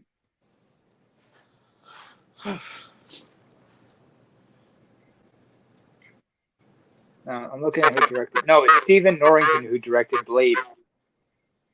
Yeah, he did better than Del Toro, I thought. Hold on a second. Let me look at the sequels. Wait, Trinity. Series. Yeah, it was Guillermo del Toro who directed the second one. And then it was David S. Goyer who directed the third. Yeah, he deserves a special place in hell for that third one. That shit was horrible. Well, he also directed. I think he's also involved in the screenplay for Nick Fury, Agent of Shield. Yeah, I pretty much given up on Marvel. I just don't care. Yeah, he wrote that one, the one with David Hasselhoff as okay, you mean Fury. the one in the 80s, yeah. No, 98. Okay, well, it was late 90s too. Wow, okay. Yeah. Maybe I'm thinking of Dolph Lundgren's Punisher. Was that in the 80s? Was Dolph Lundgren ever the Punisher? Yeah, he was. I think it was the 80s. Let me see. Well, if that's the case, then I have to say Svenska Jävla, which means Swedish bastard in Norwegian.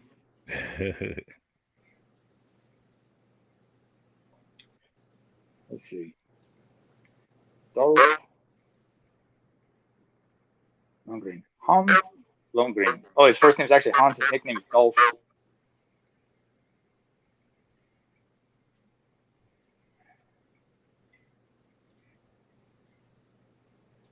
How did this motherfucker end up with Grace Jones? Is the question. She was more famous than him. So she had that kind of. Yeah, when he started. Yeah. You know, that was probably his gateway into Hollywood. Yeah. Mm-hmm.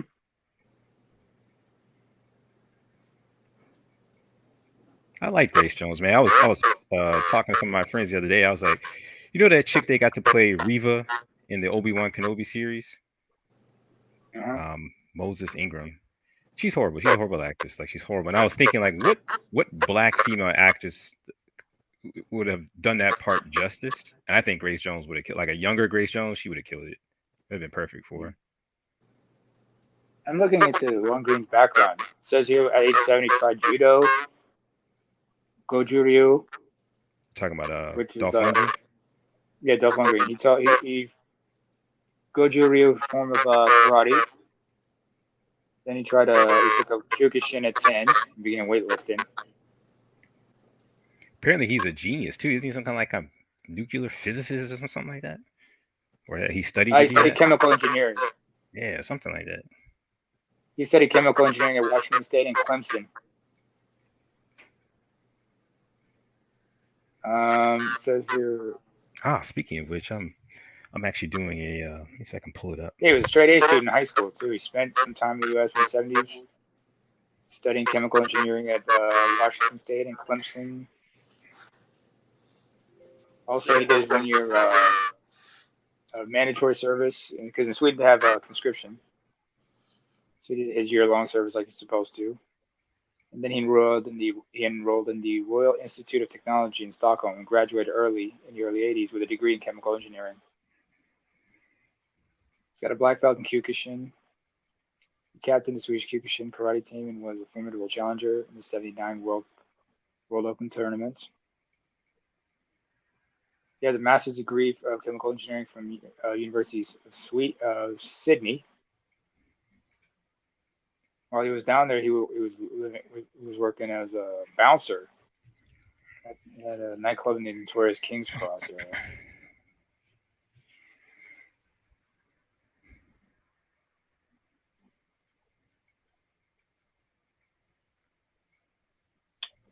He earned a spot to. He also was awarded a scholarship to MIT.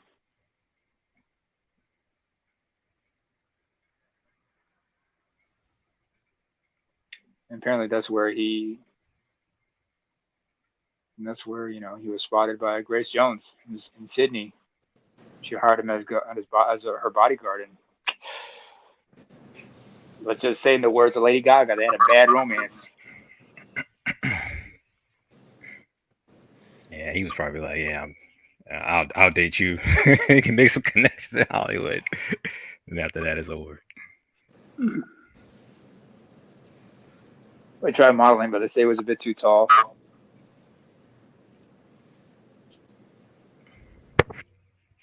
But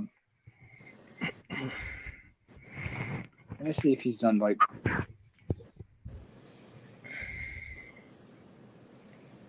There's a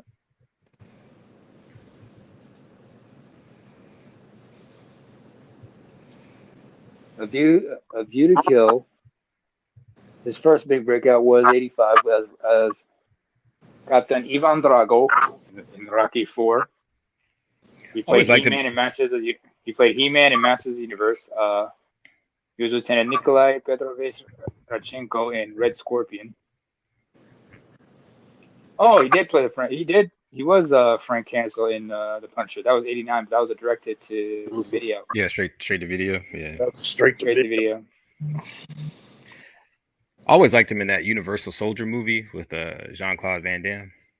Oh yeah, the first one. Yeah, he plays a good crazy person. They did a sequel, I think probably in the mid 2000s. Sergeant Andrew Lee Scott was his character's name, or GR13 as they called him. Girl. Showdown in Little Tokyo. I Come in Peace. He was a detective in that movie. Oh, I remember that. Yeah, that was about he was the aliens. Also, yeah. Do you remember he worked with Johnny Depp? No, he worked with Keanu Reeves and Johnny Mnemonic. That was like the first Matrix. Yeah, '95. He was that priest. Carl Honig. We got Nameless on deck. Come on up here, Nameless. Oh wow, the Nameless protagonist. I'm the name protagonist. That nigga right there is a protagonist. Awesome. Oos. What am I case salve? What martial art do y'all have in Eritrea?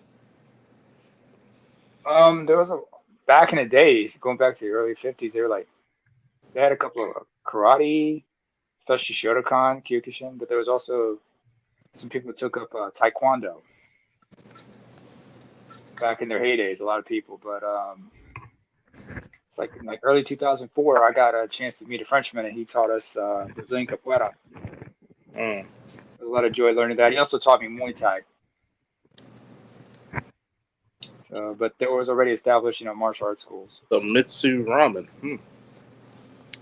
Oos. Mitsu Ramen. Like, it's kind of funny because, a lot of things I've learned through the years, never claimed to be a master, even though I'm pretty much a very high-level coach when it comes to wrestling. It's funny because even boxing competency I'm pretty good at. And when you learn other styles, you kind of learn other cultures, like why do people kick a certain way? Like if you look at northern style kung fu versus southern, because I forget which one it is. One it has a flatter plane and one is more mountainous or hills. Yeah. So it's a lot of culture going into that. Yeah. Or like Silat, for example, in Malaysia and Indonesia, Malay Archipelago. Yep. Or if you look at like Aikido, Taekwondo, and other martial arts in Korea, various forms of karate in Japan, or look at whatchamacallit, Judo, Jiu-Jitsu, how they came about, or there's a style with Shorin-ryu. Shorin-ryu, nigga. Aikido. That's part of the Yaki Jitsu. Yep. There's a guy, I forgot his name. He's Greek and Danish kickboxer. He collaborated with the Japanese state-run media NHK, and they did like a multi-series called Samurai Warrior, the Samurai Spirit, where he was studying some of the basic martial arts they have there. Like he learned judo, he studied sumo, Bushido, kendo. He took up Japanese archery.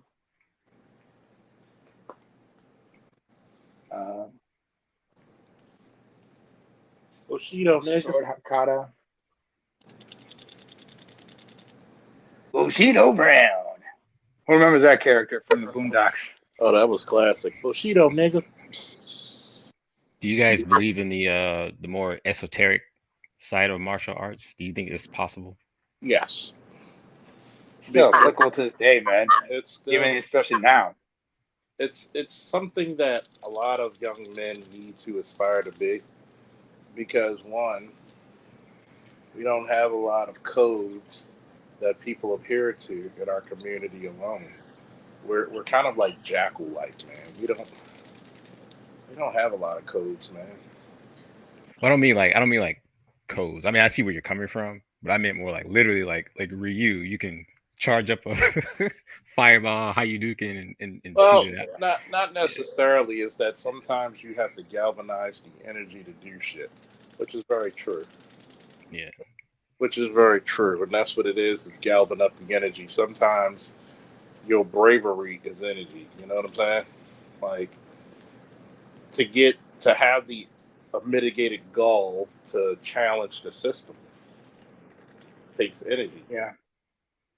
And you guys ever heard of that that man? I think he's from Singapore. I don't know if he's still alive now. But his name, they called him Dynamo Jack or something like that. And he put down like a piece of paper or a piece of newspaper. He crumpled it up. He put it on the ground, and he held his like hand over it. And of course, he shook his hand or whatever. And then like the paper caught on fire. And I don't believe any of that stuff, but that's the most realistic thing. That's the most realistic one I saw, where I was like, that could be a magic trick or whatever. And there's some British documentarians there. They were filming it or whatever. But he was using John Chang. Yeah, his name was Dynamo Jack or something. They called him Dynamo Jack, aka John Chang. Yeah. Have you seen that video? I have not seen it. Check it out later. That sounds like some crazy shit right there, man. Yeah, that was when I saw it. I was like, you know, and this was filmed looked like it might have been in the maybe late 80s, early 90s. But again, it could have been like a magic trick or something like that. And I know every place has their mysticism. You know, you go to Russia, they believe in all kind of crazy stuff. And so every place has it. But that was the most convincing looking thing that I've ever seen anyone do that would be considered supernatural. But, you know, people are fooled by magic tricks every day. So I don't know. You should check out, like, what is it? Like, you got these guys in Taiwan who practice Qigong. Qigong, that's what he was calling it. Yeah. And they train their the nether regions. What they do is they be lifting weights with those things. Yeah. And what they did was like they wrap a rope, and a couple of different stunts where three of them older masters, Qigong masters. So wait a minute. When they say they're cock strong, they meant it. Cock strong. But they small, but you know, they pack in like little gremlins. Built like little gremlins though. But apparently what they did was like the three Qigong masters in the 70s, I guess, with ropes tied to the you know what, and they were all able to drag a car for quite a distance in front of this crowd on the streets of Taiwan. If you can pull a car with your dick, no girl should ever complain about you. You know, you got that weak ass dick. Shit, I'm gonna show you a weak ass dick, all right. Look at this. Look at this shit, girl. That shit. I've been watching that shit. And there was a documentary about a white guy called Unhung Heroes. Unhung Heroes, where he talks about how his girlfriend left him because apparently he's got a small dick. And one of the places he traveled to was Taiwan. And apparently he was realizing those guys could lift this shit with their dicks. And it's like small weights. There was this one little guy, he was able to lift like 300 pounds with his little dad dick. His dude was no bigger than 5'4". Well, I guess it stretched after that fucking point. Yeah, no. He was like, "This is where I need to be." The motherfucker looked like Hulk Hogan's bicep when he was finished. And I'm talking about 80s Hogan. Well, you know something, brother. It's times like that. It just seems like everybody is just jacked up. You know what they're doing? They're taking their vitamins, saying their prayers, eating their vegetables, working out. And these guys are just got 80-inch pythons. Hey, cameraman, take the ice water on here, on this bicep here, man. Look at the size of that cock. It's just like. Oh no! Don't get me started with the DX thing where they kind of go to the Vince McMahon saying he doesn't like animals, and then at the end they say you don't like cocks. Of course I like you don't like cocks. Of course I like cock. Cock-a-doodle-doo, nigga. Like, I'm just like, what the fuck? Well, that's what they were doing back then, It was like, of course, I remember at that time it was like Shawn and Hunter as DX. It's just. I remember that rivalry they had with The Miz and John Morrison, and those two were just looking, and the latter were looking at the former saying, "Aren't you 40?" Instead of "Are you ready?" I was like, "Aren't you 40?"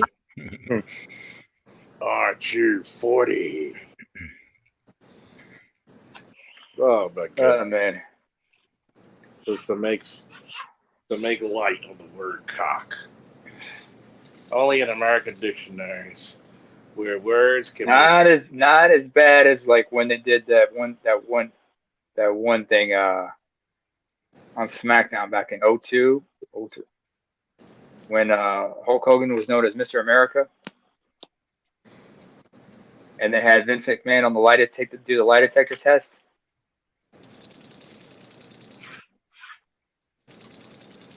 The lengths he will go to self-deprecate just for ratings. Guy. It is what it is, pal. It is what it is. God damn it, pal.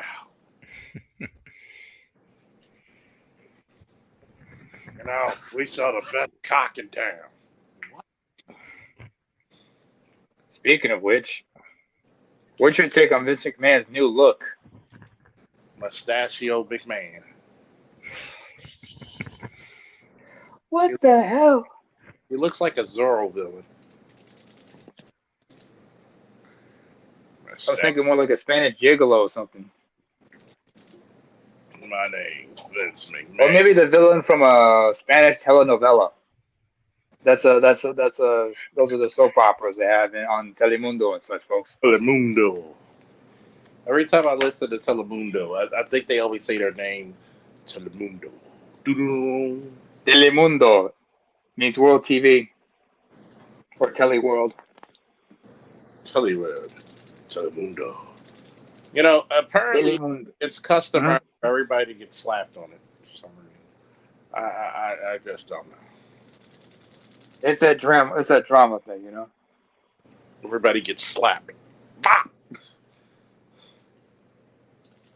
Hey, Salma Hayek got her breakthrough in telenovelas down in when she was in Mexico, when she was coming up in Mexico. I think the first movie I saw her in was From Dusk Till Dawn. Yeah. Which was, I remember her in Desperado. Yeah, she was in Desperado too. Yeah, but I saw that was her first movie in '95. But yeah. I remember her in Donkey Dicks 2000. What? Oh, it's the wrong movie? Okay, I got you. Which is a great movie. The From Dusk Till Dawn was a great movie. Like, I remember the first watching it. Yeah, that's the only one I recognize. I don't recognize anything that comes after. But I don't blame you.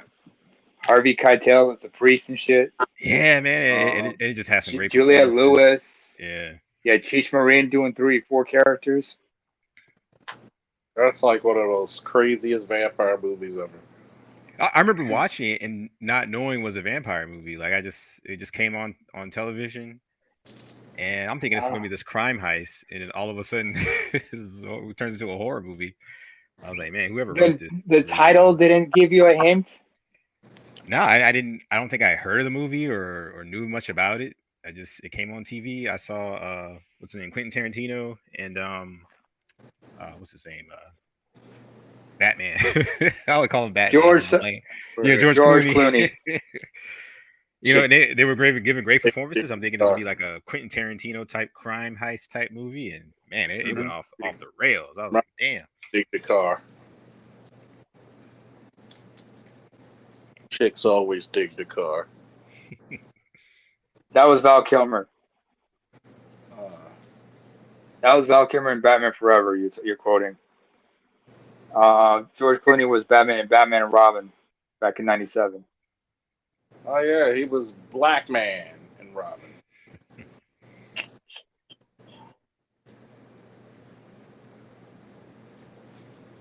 I think Val Kilmer had to end his career, right? Like, well, Alicia Silverstone was hot back then, but.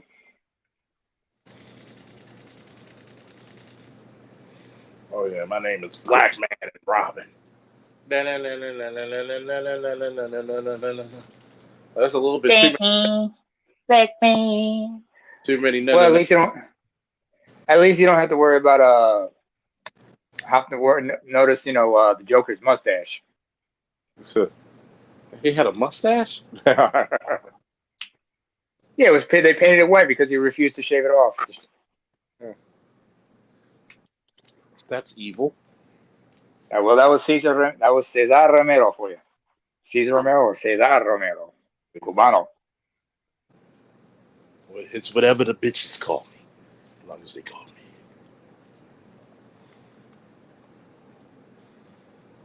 Oh, Caesar, huh? Oh, Cesar. I think Cesar at any time. Yeah, Michael Keaton was originally supposed to be in that third Batman movie, but I think Tim Burton decided not to come back. So when he dropped out, Michael Keaton dropped out. So it was Joel Schumacher who directed the third and fourth movies. Yeah, Chris O'Donnell now in the third and fourth movie as Robin. Tommy Lee Jones. He almost turned down the role of Two-Face, but it was his son who convinced him to get in to take the role, because when he found that Jim Carrey was there, he said, "Dad, you got to work with Jim Carrey." I thought he played the part too much like Joker, though. It didn't really seem like Two-Face. It seemed more like a crazy Joker type character. Oh, Two-Face is a little crazy. Two-Face has what's called dissociative identity disorder, aka multiple personality. Yeah, I thought one was more just like criminalistic, more thuggish, more hardcore, and the other one was more like, the normal everyman, the lawyer who's trying to do the right thing. Yeah, but this was '95, so they were going to go over the top with all the characters and designs. Yeah, you're right. They certainly did that. And then on top of that, because they were getting with the times. Because remember, it was the early '90s, it was the mid '90s. People were starting to they were dabbling into stuff. They were like bringing back shit from the '60s and '70s. Yeah. And then by '97, coming into '97, '98, if you hire Jim Carrey in your movie, you expected, especially at that time, expected to be over the top. It was going to be over the top, and it was going to be a box office smash. Come on, look at it. Think about it. Ace Ventura, Dumb and Dumber, and then The Mask. Yeah. What movie did you say he fell off? I stopped caring after movies like Liar Liar came out. I just Liar was, but then again, remember Ace Ventura, When Nature Calls. He didn't want to do it, but they said, but Jim, it's money. I watched it. I was like, it's not like the first one. I think he wanted to transition into being more of a serious actor, getting more serious roles. Well, there was a couple of movies, I think. One movie called 23. Yeah, I saw that. There was also, but then again, I remember a movie he did back in the early '90s, but he was credited as James Carrey, and it was Steve Odekirk. It was called High Strung. Wasn't there one where he played? I think he played in that. What was that movie called with Gina Davis and Marlon Wayans? It was Earth Girls Are Easy or something like that. Yeah. It was like one of his earliest roles. When he's a virgin. Yeah. Yeah. Of course, we can't forget In Living Color.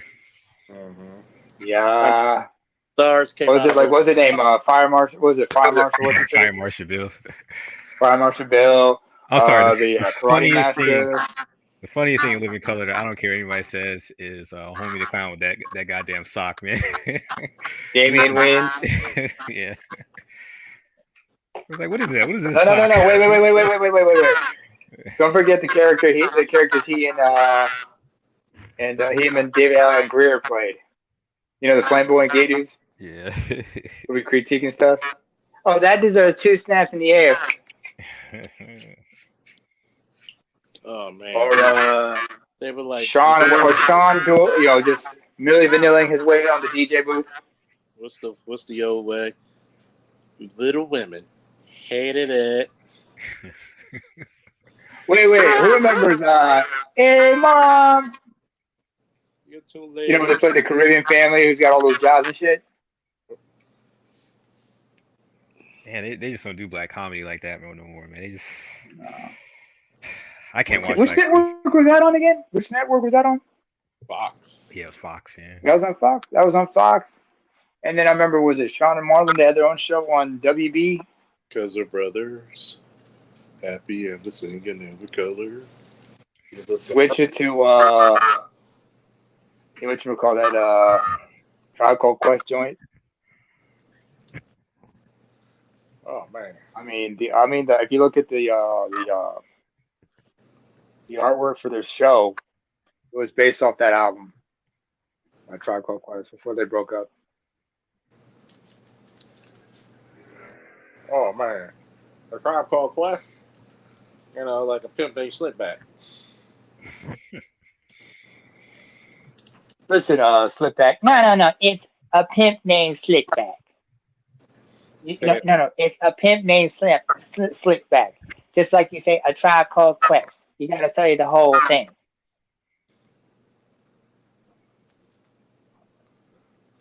Thank you, Cat Williams.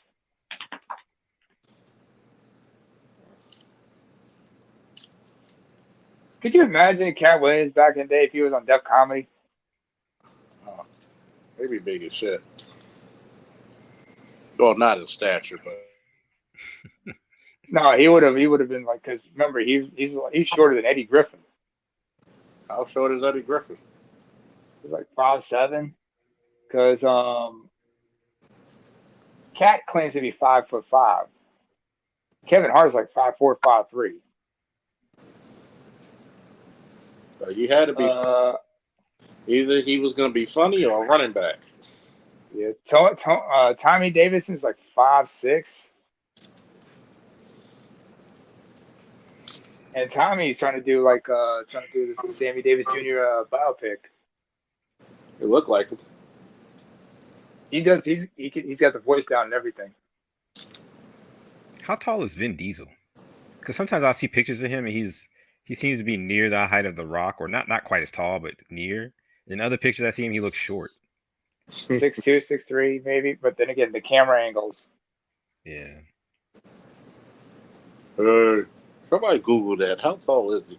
Yeah, like how tall is that dude? I'm gonna look it up.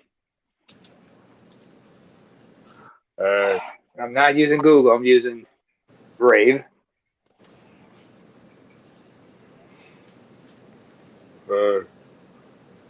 It's all about family.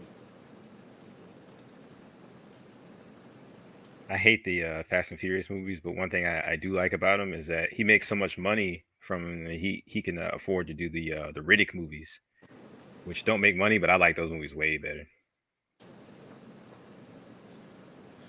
I never really paid attention to Fast and the Furious. I think I watched one and I was like, yeah, I'm good. I'm not that much of a car nut. Yeah, me neither. 5'11". That's funny. Yeah, he must have been wearing platforms or something when he's like standing next to The Rock. Well, The Rock's 6'5". So yeah, no. 6'5". Yeah. 270. He's a legitimate 6'5". Yeah. Yeah, he played no sack at the University of Miami.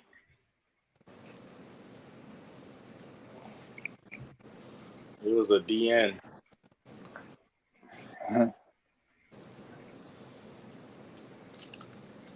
A DN? Yeah. He was a It DN was a defensive off. because he had the nose tackle when he was playing was fucking whatchamacallit? What's the guy from the Buccaneers? Lawrence Sapp. You talking about Lawrence Sapp. Warren Sapp, yeah. Never thought I made it without you. I was watching a documentary about The Rock, and they said that, when he was in high school, he was so big and he had like a mustache and everything. He'd go into class, and all the kids thought he was an adult. And like, why is this adult sitting by us in class for? It was crazy. Like, hey, you put them slavery. No, he had that pencil line. No, he had that pencil line mustache. Because you ever see his high school graduation picture? You see all look like. No, go ahead. You got all the goddamn slavery fucking genetics. Yeah. Well, his dad was Afro-Canadian. You got them slavery genetics mixed with that Samoan shit. Motherfucker was like a super nigga. Like, man, we could get. Thank God they didn't pick Samoans because, man, we'd have took over everything. Hey, I'm sure, you talk about Samoans, you also got Tongans. Tongans will tell you, hey, Samoans ain't shit like us. You also got, Cook Islanders, you got Fijians. Yeah. I heard what happened to the Native Americans similarly happened over there. Like, they didn't have any defenses against some of the diseases. Easter Island is a prime example of that. Yeah. Easter Island was a prime example of that. Rapa Nui is called. Yeah. Oh, you take your jobs back to yourself. I think down in Tasmania, man, they just wiped them poor people out. Oh, they wiped out those Aboriginals like hell. Yeah. Melanesians there. And those folks are actually related to folks in Papua New Guinea and Solomon Islands. Even the folks in Fiji, they're similar to them because also it's not uncommon for folks like that to be born with blonde hair. Their hair is naturally blonde. It gets darker as they get older. Yeah, I read a study on it. It was like they have a particular genetic mutation where it's not like white people. Like their mutation that allows for a certain gradual colorness or whatever it is, whereas theirs is like you either have it or you don't. Yeah. Like, yeah, in my family, you have a genetic mutation of elephantitis of the penis. This nigga ain't shit. Yeah, it's a struggle. Curse this dick of mine. Well, I think that's the only stereotype black people will be like, yeah, that's us. Is it true about y'all dick? Yeah. Yeah, bitch. Yeah. Someone else asked me, I just said only one way to find out. And that's how racism began when they came to Africa. Is that their spears? No. Why do they tie that thing to their waist? Because if they don't, and then when they saw white women, licking their lips and shit. Yeah, I saw this one guy. He was on Joe Rogan's show, some Asian guy, and he traveled to Africa really young. And he asked the guys like, why do you guys have such big members or whatever? He was like, because you guys wear underwear. You're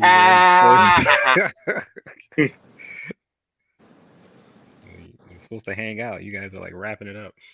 Let it hang. Let your nuts hang. Let your nuts hang. Like, because your feet too big. Oh, Harry and the Hendersons reference now? God damn it. Because your feet too big. Oh. I remember the show. I remember the movie too. Is that the one with John Lithgow, whatever his name is? Yeah. But then again, most people might remember John Lithgow as Dick Sullivan from Third Rock from the Sun. Yeah, Third Rock. Yeah. Well, that's why they call it a dick. Because guess what? If you didn't wear underwear, it'd be called a Richard.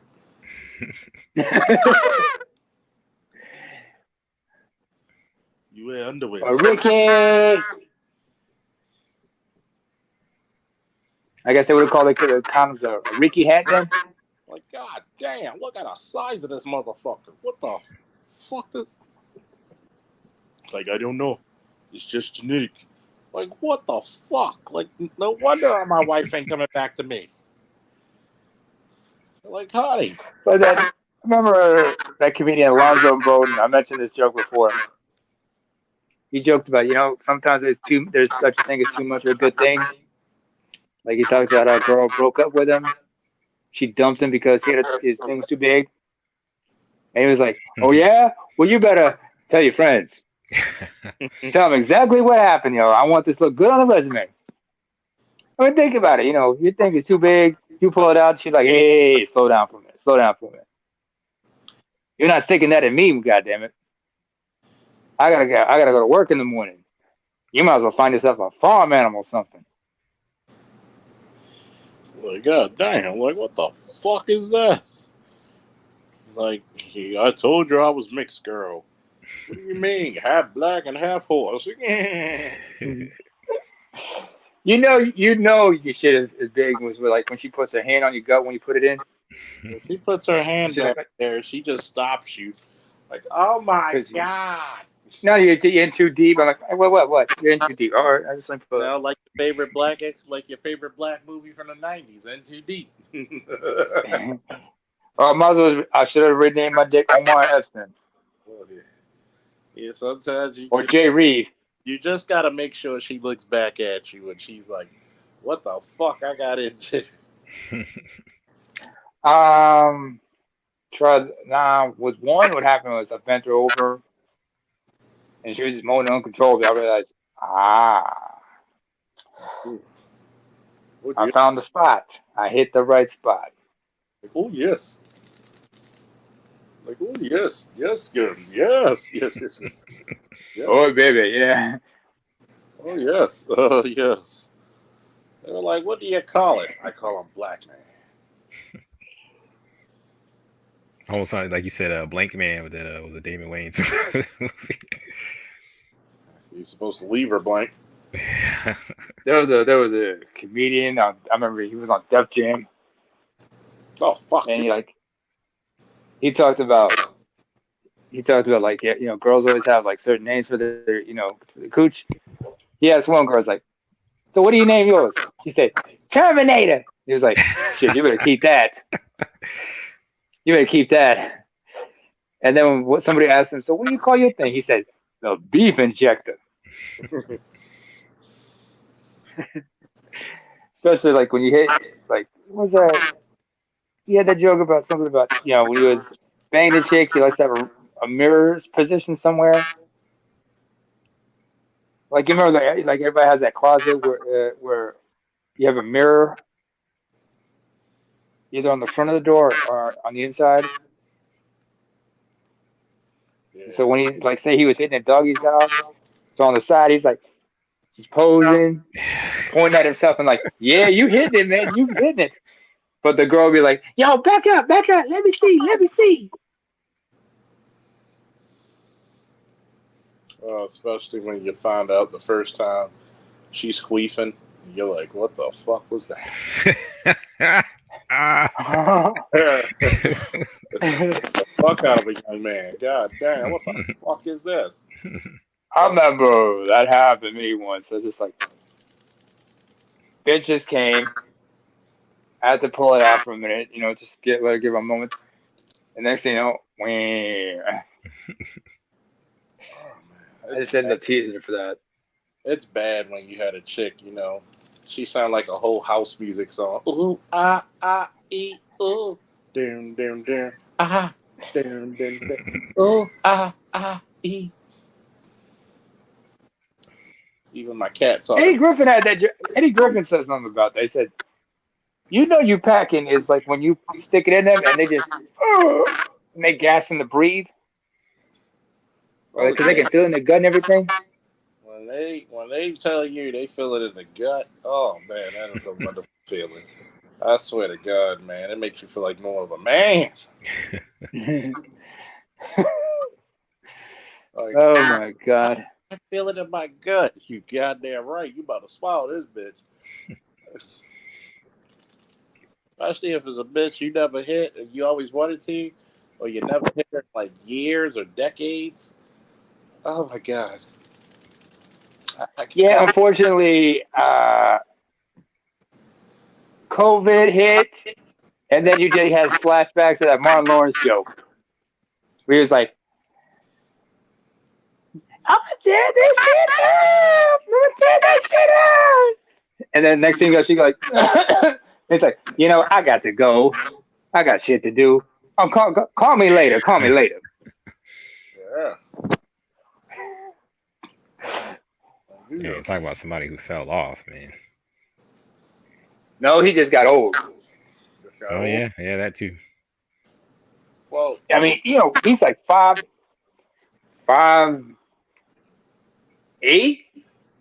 no more than 5'7". you gotta think a lot of people ain't that big in the world. Like even when I look at Cree and when I was next to Cree and Rachel, I was like, damn, I kind of look like your bodyguard for real. Yeah. Damn, like I didn't. Like I think the average, like I'm only 5'10", and I'm like, you do know, majority of the world is you're taller than. Yep. What's Rachel's last name again? True. Rachel True. True. Still look beautiful too, by the way. All right. Because Cree Summer, I've seen her. I mean, she's attractive. It's just for me, it's just like one thing for me is like the nose ring is a turn off. African guy don't like nose rings. Now that's a first.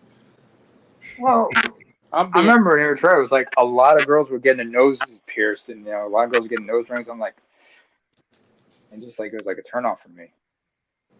Yes, I'm being stereotypical. Fuck you. Yeah, piercings and tattoos for me, man. I noticed about myself, man. Since I grew up in the 80s, I would see images and even movies from the 70s. And I think that image of women, whether they be white or black, is what I like. Kind of like, they almost look, I don't know how you describe it. They look more natural. No, Yeah. that's all right. Being natural. Yeah. I don't know what you mean. Yeah, they look more natural or something. Like now it's like, man, it just be looking Back fake, when they man. had the full bush. Yeah, or like you see like black girls, they were doing the afro thing. And even when they wore makeup, it seemed to fit their complexion. Now they just look like clowns. Now it's like women don't give a fuck. Women don't give a fuck what you think. They don't give a flying fuck. No, they don't. All right. They look like fucking monsters and shit. Yeah. Yeah, Rachel True is still high as fuck. Goddamn. If you want to see a recent picture, go to my fucking whatchamacallit. Go to my community tab. Yeah. I will. I think I've seen a couple. Oh, yeah. And it's funny because some of the girls I follow on Instagram, I met them in person. And when she showed the picture of her and Rachel, I was the one who took it. I was like, hey, I took that picture. She was like, thank you for taking my picture. And I mean, she has these really, really large, ignorant titties. Like these bitches skip school, they so ignorant. I mean, have no fucking home training, ignorant. I mean, god damn, they look like you could hide the fucking ring of power in them motherfuckers. And whoever the bad guy from Lord of the Rings is, he'll never find that shit. I mean, that's how big and I mean, god damn, you couldn't ask for nice titties in the world. Oh, titties. You know what, Charles? I just realized something. Titties? No, I'm just looking at Cree Summers. And you remember there was that one English chick that came onto your stream one time, like last year before last?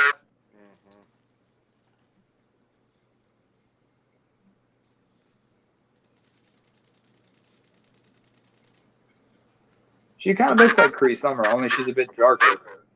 Yeah.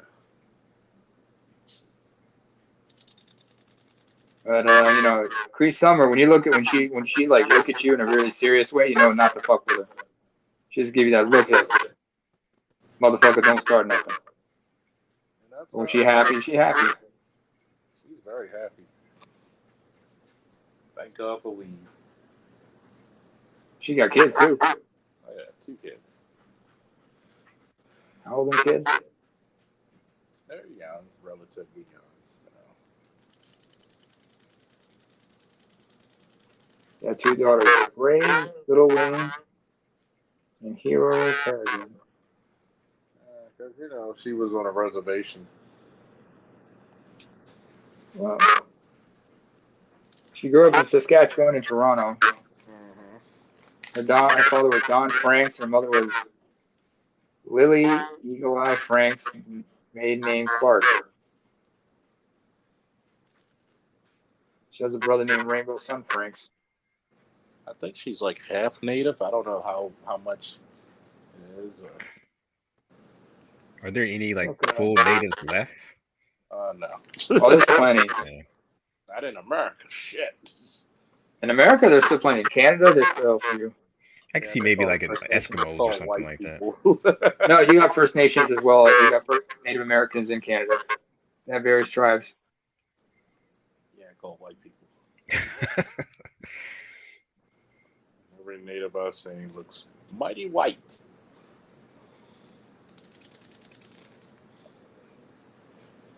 Look at Lily Franks here for a minute.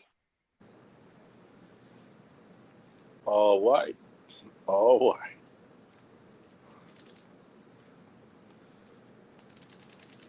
My mom was black. Was half black and half native, I guess. You see a picture of her mom? She looks just like her mom. It was funny because Rachel was telling me about her mom. Her mom, she was like, the interesting thing about being black is that you can be all kinds of colors. And I said, I know, look at my family. She was like, my mom's about your complexion. And she actually said, you have a beautiful complexion, by the way. I was like, ooh, thank you. Rachel India True, 56 years old, born in New York City, New York. Also, I meant to say, New York City.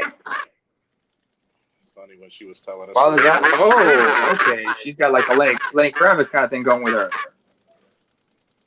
Mom's black, dad's Jewish. Yep. My dad's white. She told us that. And it was funny because she was like, he took us to live in the whitest town ever, and we caught so much hell. Mm-hmm. I was like, yeah, have black babies, man. And when she was in a craft, oh my God, she was one of the most beautiful women on the planet, dude. I know what's her name? Haley. Dang, I can't remember her name. She plays the voice for Gwen Stacy in the new Miles Morales movie. And she played in that movie called Steinfeld? Yeah. She's like super mixed up. Like she's like black. Is she? Filipino and white and something else. Yeah. I think that's probably, if one group doesn't genocide the other group, that's probably the future right there in this country anyway. Let me look this up. She's hell yeah, nigga. Let's see. Her father is Jewish. Her mother is Christian. Her maternal grandfather Ricardo was half Filipino and half African American. And Steinfeld was raised in her father's Jewish. Entire family is Jewish, but on her mom's side, they are Filipino and black. Yeah. And guess what? It was also Cree's birthday during Blerdcon. Oh, okay. Happy birthday to her.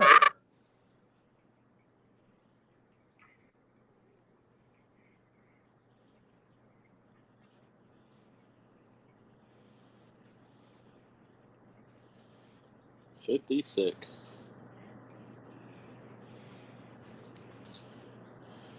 think it's Would have like thought 56 would look that damn good.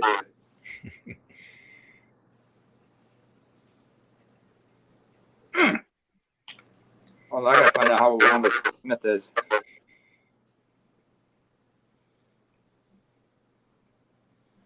and she's gonna be in Half Baked too. Oh, Cree?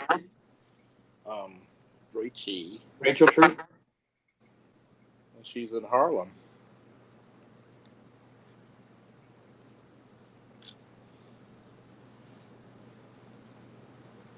Wait a minute. I know Tariq Nasheed said, I didn't look this up, so I don't know. I didn't verify it, but he said that at one time Harlem was white, and wealthy black people gentrified the poor white people. I was like, are you serious? I need to look that up to see if that's true. Oh, wait a minute. You're right. Rachel True. She played Dave Chappelle's love interest in Half Baked. Half Baked. Yeah. She's gonna be a part 2. It's Dave Oh, Chappelle's how's that gonna work? I would love her. I would love Dave to be in a part 2. She was also she played Delilah in CB4 with Chris Rock. Just because The Perfect Holiday, Brenda, New Best Friend. Man. She was in a Sharknado movie. Oh, she is in. Hey, since Bride's up, pull up a picture of Rachel True from the Craft movie.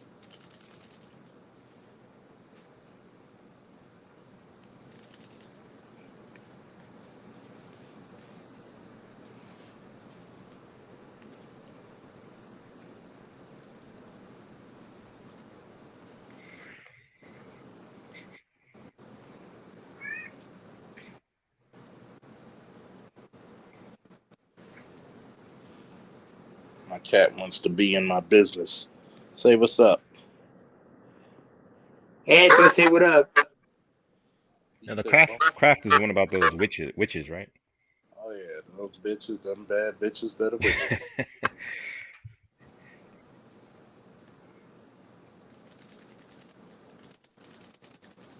Why hasn't G.I. Joe sponsored Call of Duty? I mean, it just sells itself. Oh my God.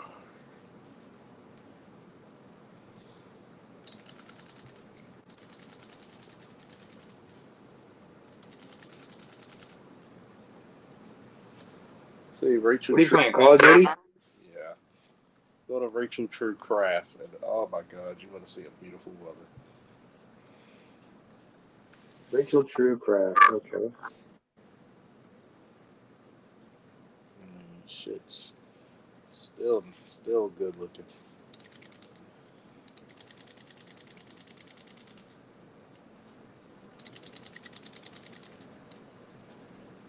Yeah, that's a good looking woman right there.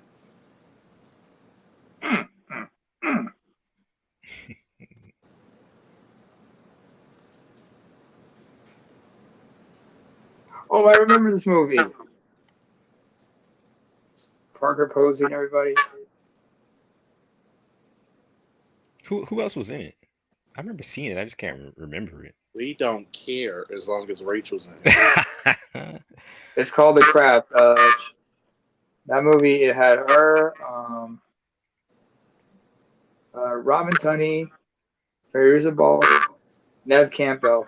Wow, Nev Campbell. Okay, yeah. Skeet Ulrich was in it. Also had Christine Taylor. Pickle Rick was in it. It's like Brenda Strong. Pickle Rick. What's up, Kelvin? You know what's another movie I liked, but I would never tell everybody out front because I was into those late 90s, early 2000 white teenage movies. Ain't no shame. Cruel Intentions. It was actually pretty good. Yeah, I remember seeing Sarah Michelle Gellar with the cocaine. Yeah. Cocaine's a hell of a drug. Cocaine's a hell of a drug. There was one movie I watched. I think it came out in either the mid or early 2000s, and it bombed. But I remember watching it and I actually liked it. It's called I Am Number 4. And it was like I've seen that one. Yeah, it was like a teenager drama sci-fi type thing. But I thought the acting was really good, the action was really good, and but they never made the follow-up to it. I think Cruel Intentions was my movie for a minute.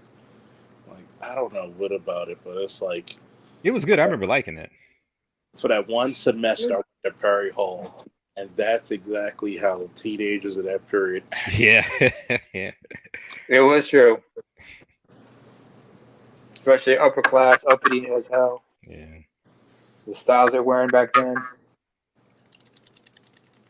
Just like one of my favorite songs of all time, Popular by Nada Surf. Doom doom down, doom doom down, doom doom down. Thank you for being the first to recommend me to watch Lois and Clark. Season 3, episode 2. Yeah, I mean, Lois and Clark was the shit, man. Back on ABC. Oh, man, we were talking about that movie a while ago. I think it was on Mr. Z's Hangout. Doom doom down, doom doom down. Is that the one with the Asian Superman? Dean Cain. Dean Cain. Hey, he's only like a fourth Asian. Him and Keanu Reeves. No, Keanu Reeves is like Hawaiian. I thought he was half Asian. I thought his dad just lived in Hawaii. Let me check.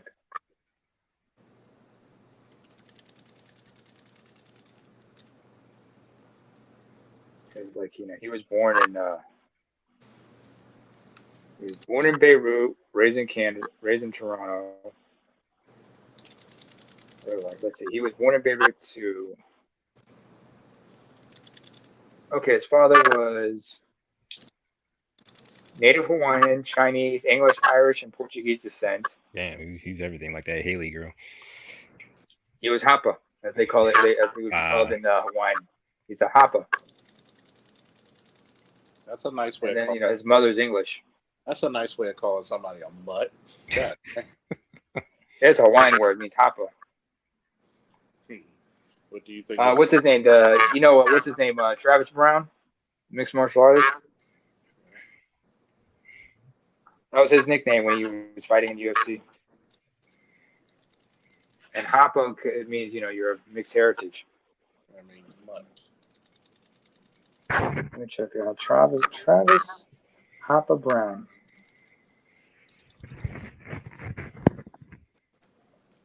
I'm gunning all you bitches down on Call of Duty. Get the fuck back. That's Brown with an E at the end, folks. Yeah, I got a baby by Ronda Rousey, digga. She's mixed his daughter. Too. Rhonda? Yeah. Yeah, a little bit. She got some black in her. Yeah. You talking about her ex-boyfriend? Hey-o. Okay, he's of Native Hawaiian ancestry and European American. So his father is Native Hawaiian, his mother is European American. I wonder why my heritage doesn't sound as fucking unique as everybody else's. Like, he's native black. You might be surprised, Charles. I know, like both my parents are I mean, they look like average African Americans, but my sister and I came out a little yellow. My brother is around the same complexion as they are, and yeah. So I think it kind of like jumps. It jumps. Genetics are weird, man. You never know what you're going to get, especially if you got other things hiding in your lineage somewhere. So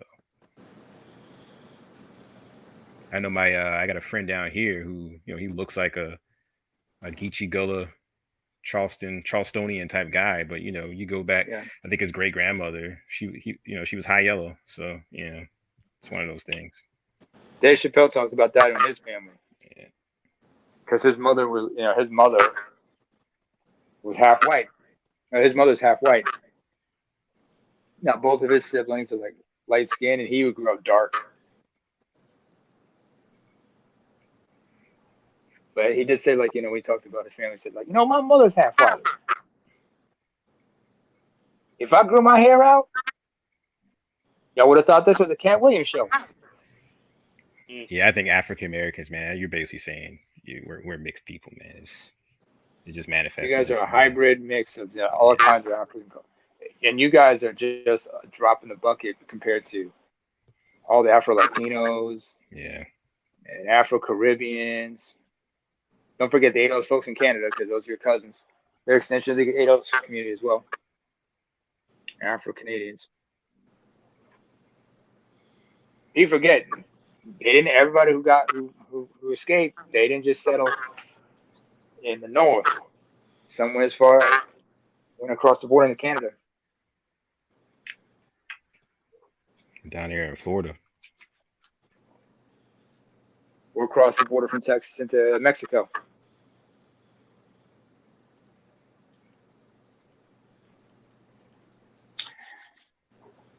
That was interesting. Afro-Mexicans, and even Afro-Mexicans are still fighting to get recognition. Or like, look at the state of Afro-Argentinians. I thought they were all wiped out. No, some of them still around, but most of them left. The ones who survived, they left. Others, Argentina, they were stuck. And Argentina, you mean Nazi playground? I know. Seriously, I was thinking the same thing. They weren't the only Nazi playground. Brazil, yeah, Chile, they had their own. They had a lot of Nazis there. Hey, I used to be. And the funny thing, now I love all you people. What do you talk about, you people?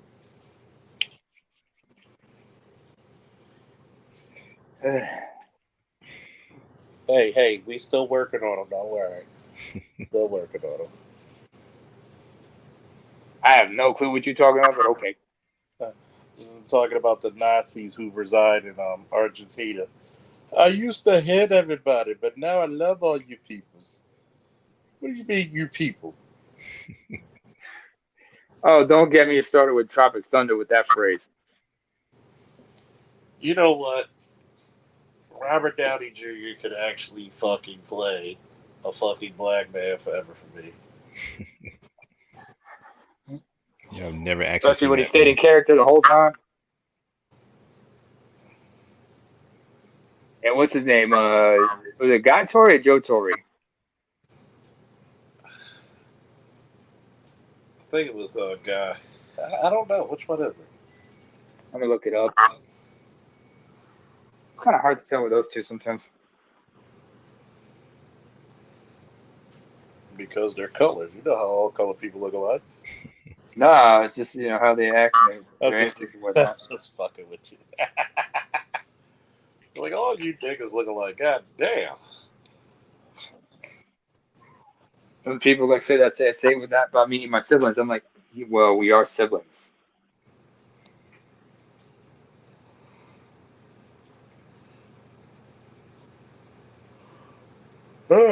Shit.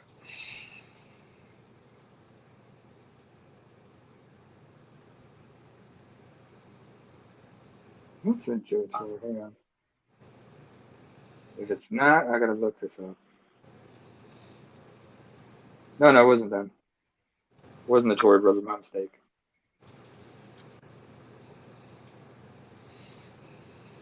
Tropic Thunder. Somebody who kind of reminded me. Okay, Tropic Thunder. It was.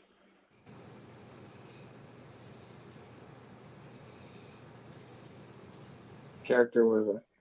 Were they ever going to make that third Sherlock Holmes movie with Robert Downey Jr.? Possibly. I actually enjoyed those movies, especially the first one. You know what? I want to be Black Dynamite in a movie. He's supposed to be working on it's not the sequel to Black Dynamite. The Outlaw Johnny. Outlaw Jack Black. Yeah, but he's been working on that for years, man. I think that's why he's doing all these like low budget movies to kind of build up funding for it. Yeah. If it's anything like Black Dynamite, that's gonna be a classic. It's gonna be great, yeah. Because it was a requirement to be in my squad. You had to watch Black Dynamite because you had to get all our references. I threw that shit before I came in the room. I still think his best movie is Blood and Bone, though. I'm waiting for the sequel for that one too. Yeah. By the way, the guy who played Al Pacino in Tropic Thunder, his name is Brandon T. Jackson. That was the actor. Oh shit! I was way off. Sometimes you just need to get everything back in order. He was in Big Mamas, like Father, Like Son. Hey Charles, you're a martial artist, Jackson right? Movies. Somewhat, yeah. And Nameless, if he's still on, he might have some insight on this, because I was arguing with my brother and everybody, because they're big Ip Man and Bruce Lee fans, and I am too. I even got Bruce Lee poster up on my wall. But when I look at Wing Chun, it doesn't look very effective to me. Like Wing Chun, believe it or not, was founded by a woman for her stature. Yeah. Wing Chun, every martial art can be effective to a degree, but it also has to be like, is it practical? Yeah. I got to stick my hand out and just wait for a guy to touch so I can just deliver strikes. When the most effective striking they ever tested was a boxer's punch. Yeah, boxer, yeah. Yeah. To me, well, Wing Chun is like this. It's like if you want to compare it to boxing, it's like, think of Manny Pacquiao. I can't. How does because Pacquiao? No, Pacquiao thing was like no. Manny Pacquiao's And what you find out with Wing Chun, you're hoping to do this damage, bing, bing, bing, bing, bing, but speed and quickness from within. You got to be in the pocket. It's close range. It's for me. When I look at it, basic wrestling, basic boxing, basic ground fighting. You can't. Yeah. And what I think a lot of people do, that they screw all the martial arts, and they get into the mysticism. Yeah. Instead of saying, okay, what works and what's effective. Yeah, that's what I was telling my brother, because I was like, there's a reason why Bruce Lee kind of abandoned it, and that was even became his philosophy. You take what works from. He wasn't the first mixed martial artist, but I think he was one of the first ones to kind of popularize it. He was combining fencing, boxing stance. It was also involving dancing, because a lot of people forgot his footwork came from when he was younger days. Besides learning Wing Chun, he was a cha-cha dancer. Yeah. He could dance. I mean, he was near guys back in the 1800s, right? Who can box and wrestle as equally fluently, but you'll never hear their names. You had guys who can wrestle so well and do catch wrestling so well that they would submit judo world champions. Oh wow! So it's all about the individual, and also about the effectiveness. Like a lot of people, a lot of people want to do the spinning back fist and all that shit. And let me see, when you got to realize how many people can do a double leg or a high angle double leg or a single leg takedown. It's technical, but it's like when people got mad with Michael John White saying that if he fought Bruce Lee, how would Bruce Lee win? Which is true. Like Bruce Lee was 5'6", 5'7" against a 6'1" black guy. He's 230 pounds. Who's fast and just as skilled. Just as skilled. Fast, skilled, and very precise. And very powerful. Yeah, he could generate a lot of torque with those punches. And I mean, how the fuck does a guy, as much as we love Bruce, as much as we hang respect, people say, well, he the fuck you. I said, dude, you really think that anybody, I don't care how skilled they are, if I just go in just wrestling mode, there are heavyweights who do not have good days when I'm wrestling them. So a guy who's like 100 pounds less than me, Yeah. so That's if you get your hands on him. Yeah, I think people they fall in love with the mythos of Bruce Lee and everything associated with him. So they idealize everything. I'm like, all right, I like that man. He's one of my favorite martial artists, one of my favorite martial artist actors. I mean, come on, let's just be realistic here. man, yeah, could he handle himself in a fight? I'm pretty sure. Yeah. But let's look at reality. If you're facing 1-on-1 against a guy that size, with that great advantage called size and strength that you can't teach. Gene LaBelle, anybody? I mean, let's be really fair, realistic, okay, for a second. Please. We look at people like this, and we don't take into consideration that there's a reason why athletes now lift weights. Okay, there's a reason why athletes now lift weights, because there's an abrupt thing about being bigger and stronger. And if we don't see that, hey, there's a distinct advantage to being bigger and stronger than my opponent, then we're just kidding ourselves, saying, well, there's no point of being strong. And we're actually lying to our What's kids. your V2 max is what people forget about also, because if you have all that muscle mass, that's gonna burn a lot of oxygen and such. Yeah. All I I know mean, look at is Tyron Woodley. Look at Tyron Woodley's physique. You compare that to like Robbie Lawler or George St. Pierre. But his cardio was ridiculous. He could go for like 5 rounds with no problem. St. Pierre was cut like a bag of Columbia dope.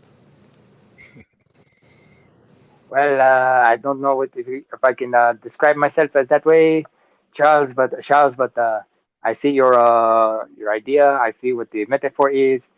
But okay. Oh my God! I watched this '90s Street Fighter.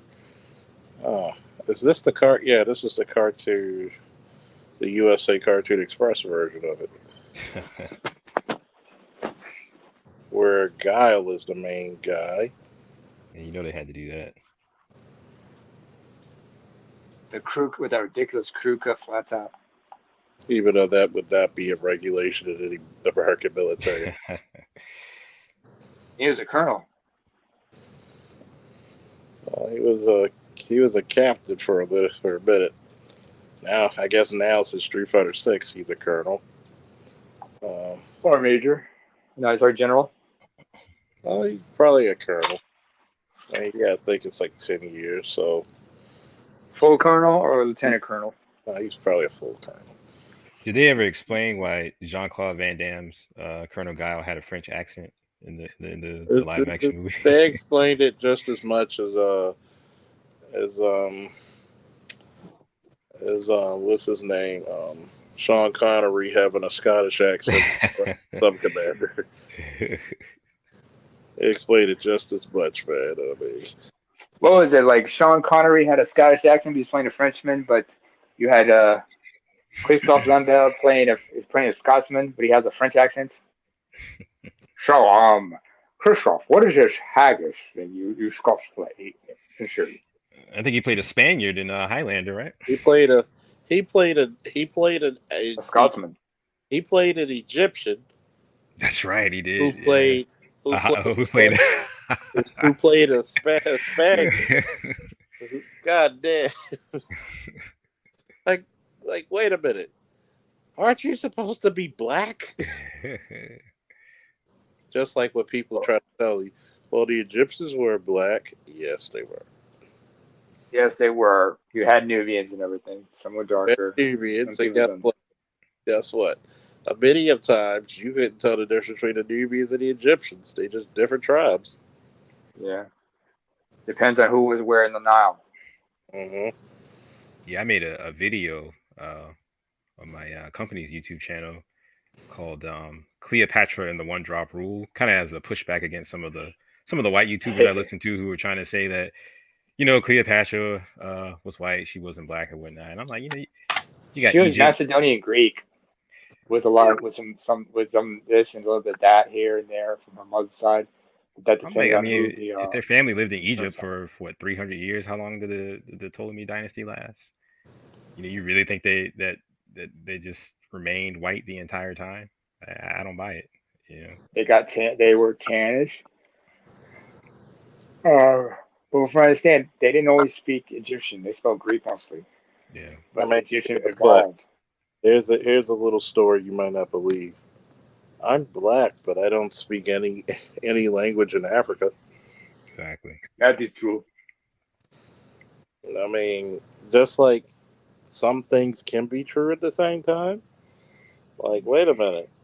She can be African, and she can also be speaking Greek. Why? Because that's the language of the day.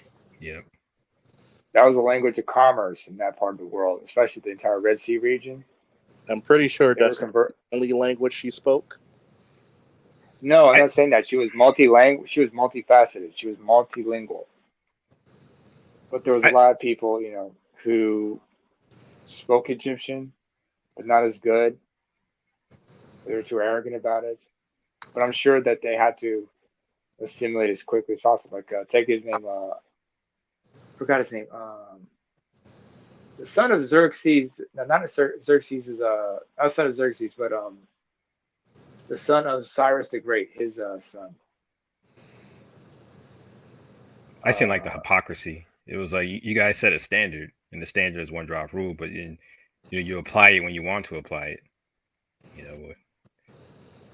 But then again, when you think about Egyptian history, there are other more significant queens. Why Cleopatra?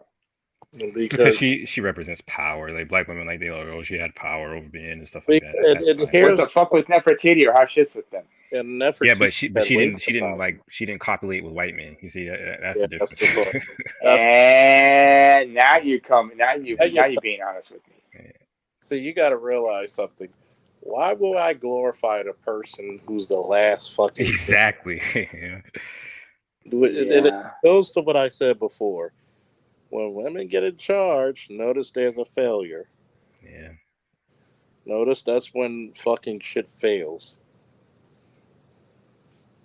You talk about women can't be in power? I said, tell me one time women are in power and the world flourishes.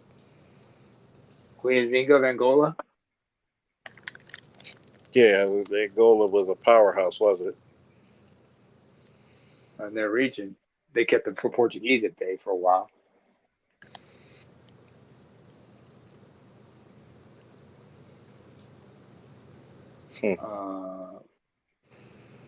I'll say this though. Look at the no offense to you, but look at the entire African. I mean, as a Hausa, that comes to mind. Because people always like to say that, and I don't know how true it is. I think even BGS was talking about it, how there's more matriarchal societies in Africa. And let's say it is true. Well, look at the results. Yeah, I can. Yeah. I know what you mean. I mean, the Nubians were a matrilineal society, or matriarchy of sorts. But even then, the men had a role in those societies. They're not gynocentric like you have in modern day America. But the more hardcore patriarchal ones eventually, rule the world. Oh yeah. So I mean, there you go. Yeah. Especially if you have the numbers. Yeah. Yep. I mean, there are certain tribes too that we speak of in this very day. They're only their numbers are only like 5 figures. Yeah. Or 6 figures if they're lucky. I was watching. There's a doctor in, I believe in Ghana. Her name is Dr. I can never pronounce her name. Perobi. I can never pronounce it. Can you type it in the back chat? I'll pronounce it for you. Yeah, let me see. I got it on my personal YouTube channel. I just gotta pull it up real quick. Just like his face? Just like the snowman needs me to, pronounce the Greek freak's last name. Antetokounmpo. Damn it.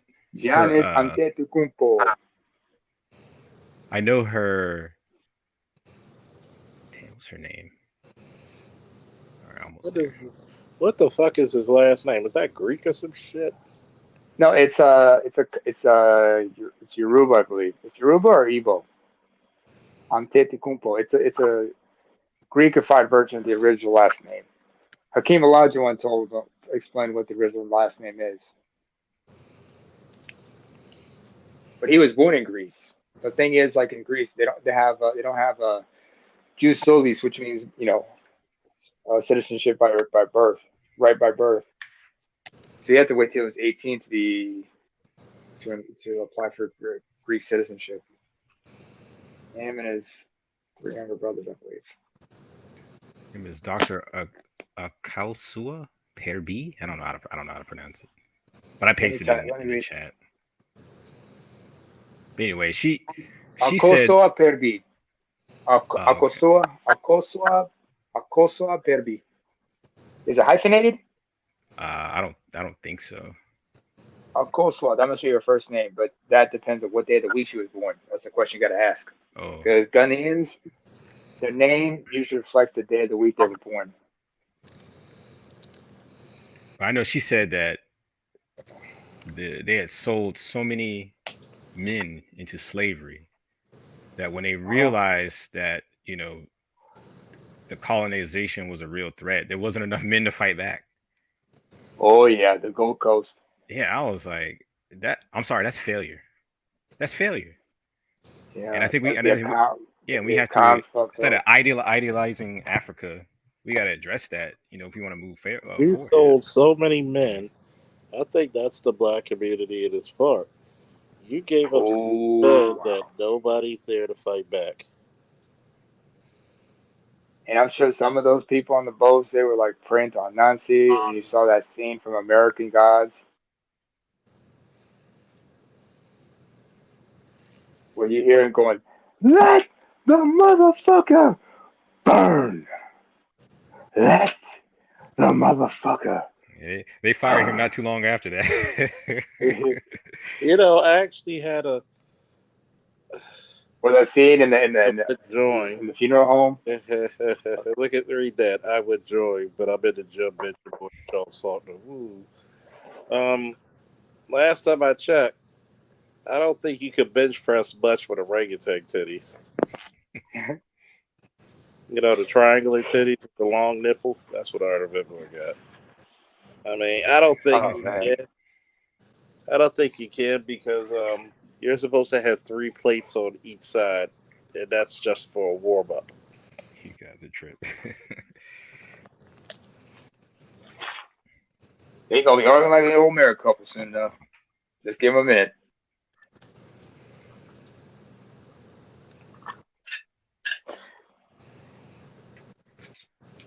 It's funny. Nobody ever explains how Chung Lee can do the spinning bird kick. But then again, nobody ever explains how fireballs come out of Ryu with fucking kids. Did he ever explain? Or how Blanca can generate electricity? Well, he was like an experiment, right? He's some kind of like test subject or something. Yeah. But how does somebody didn't Colonel Guile? How did they get the cheap house? Sonic boom. I guess they're like fucking mutants, and they just said, you know what?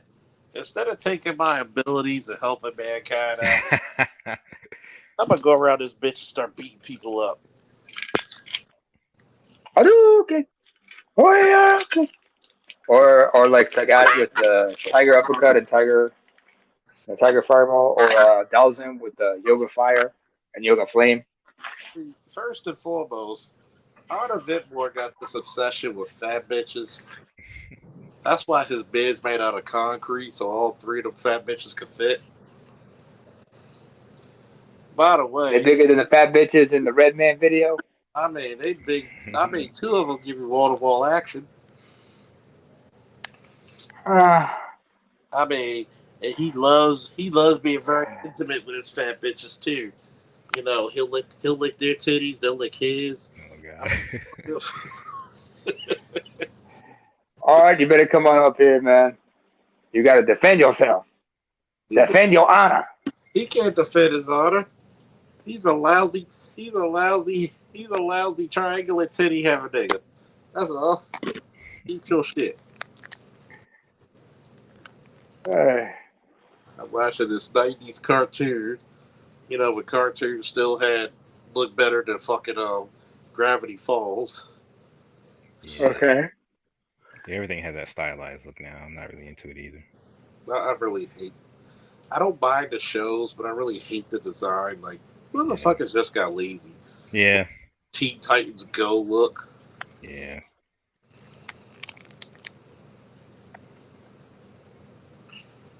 Yeah, there's something about the late 1980s aesthetics when it comes to anime and American animation, which a lot of that stuff was animated in Japan anyway.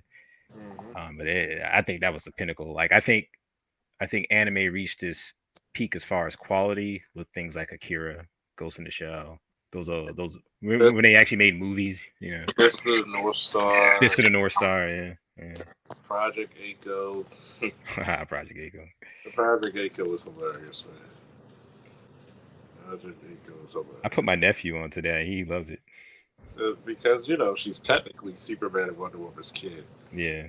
Yeah, they kind of always hint at it a little bit in the little shows or movies. You'll actually see the suit. Yeah. Like Wonder Woman's iron and the cape or some shit. I think it was that and Ronin Warriors was like my first anime. My first anime, like shit. Like I mean, you go to Astro Boy. I've never seen that. You go to Gigantor, of course. So that's funny because I saw that later. It used to come on the Sci-Fi Channel early in the morning. Sci-Fi Channel, the animation station. Yeah. Guess what I was watching on Blerdcon, man? And it was a guy putting on all the old Saturday morning cartoons. The Bionic Six. The Bionic Six, yeah. Oh, yeah. That is the best cartoon, one of the best cartoons of diversity done right. Yeah. It'll look good, too, like the animation and everything, especially the intro. The Bionic Six, we got an 80s song. Of course, you know, you had to do Galaxy Rangers. No guts, no glory. No pain, no gain. Art of it, boys, women gotta gain some weight. They have nothing but guts without glory. Their weight is a gain.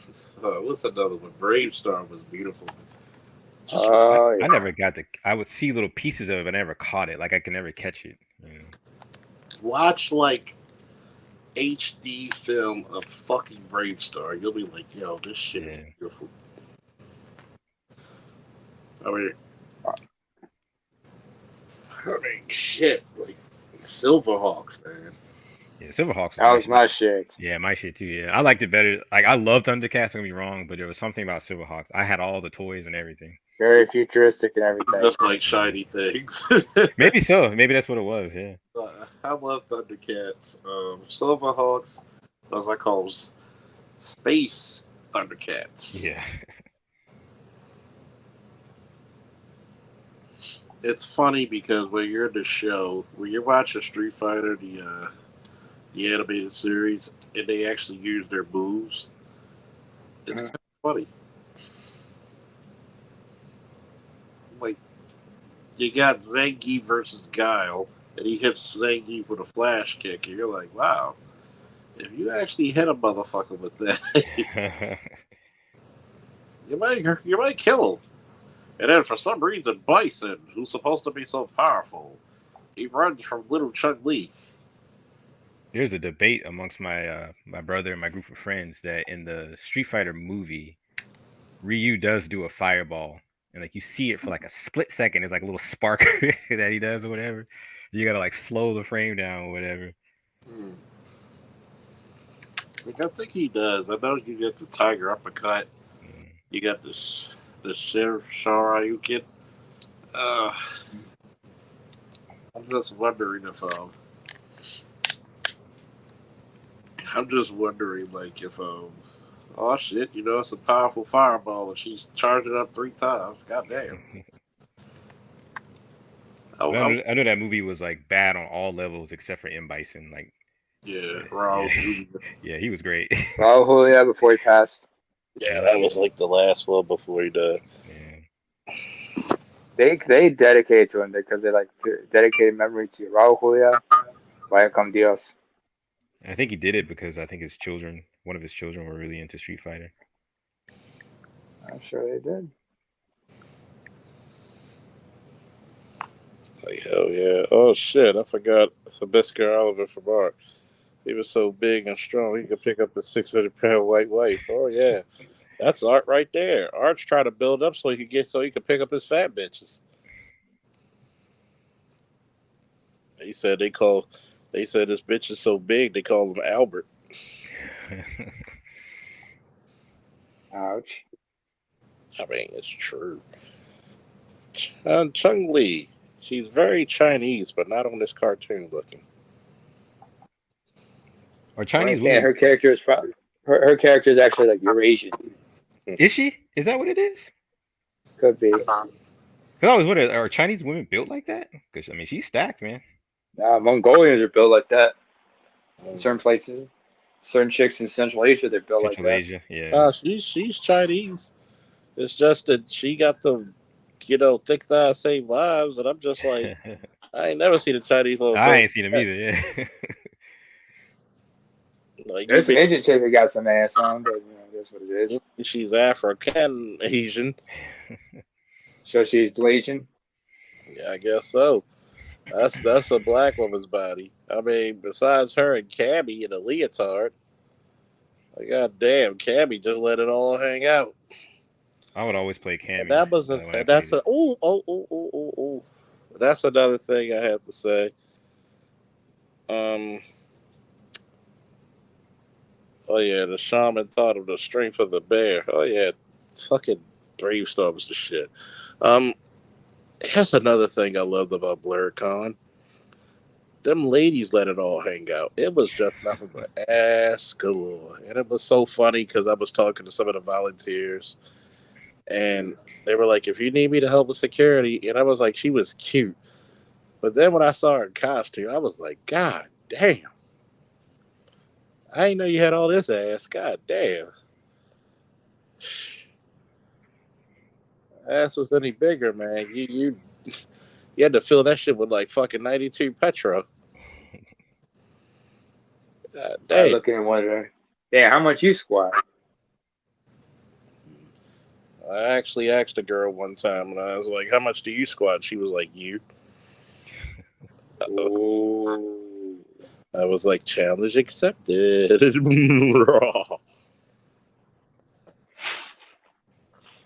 What's the other cartoons? They got Darkstalkers, Mega Man, Cadillacs, and Dinosaurs. Oh, I remember that one. Yeah. Cadillacs and Dinosaurs.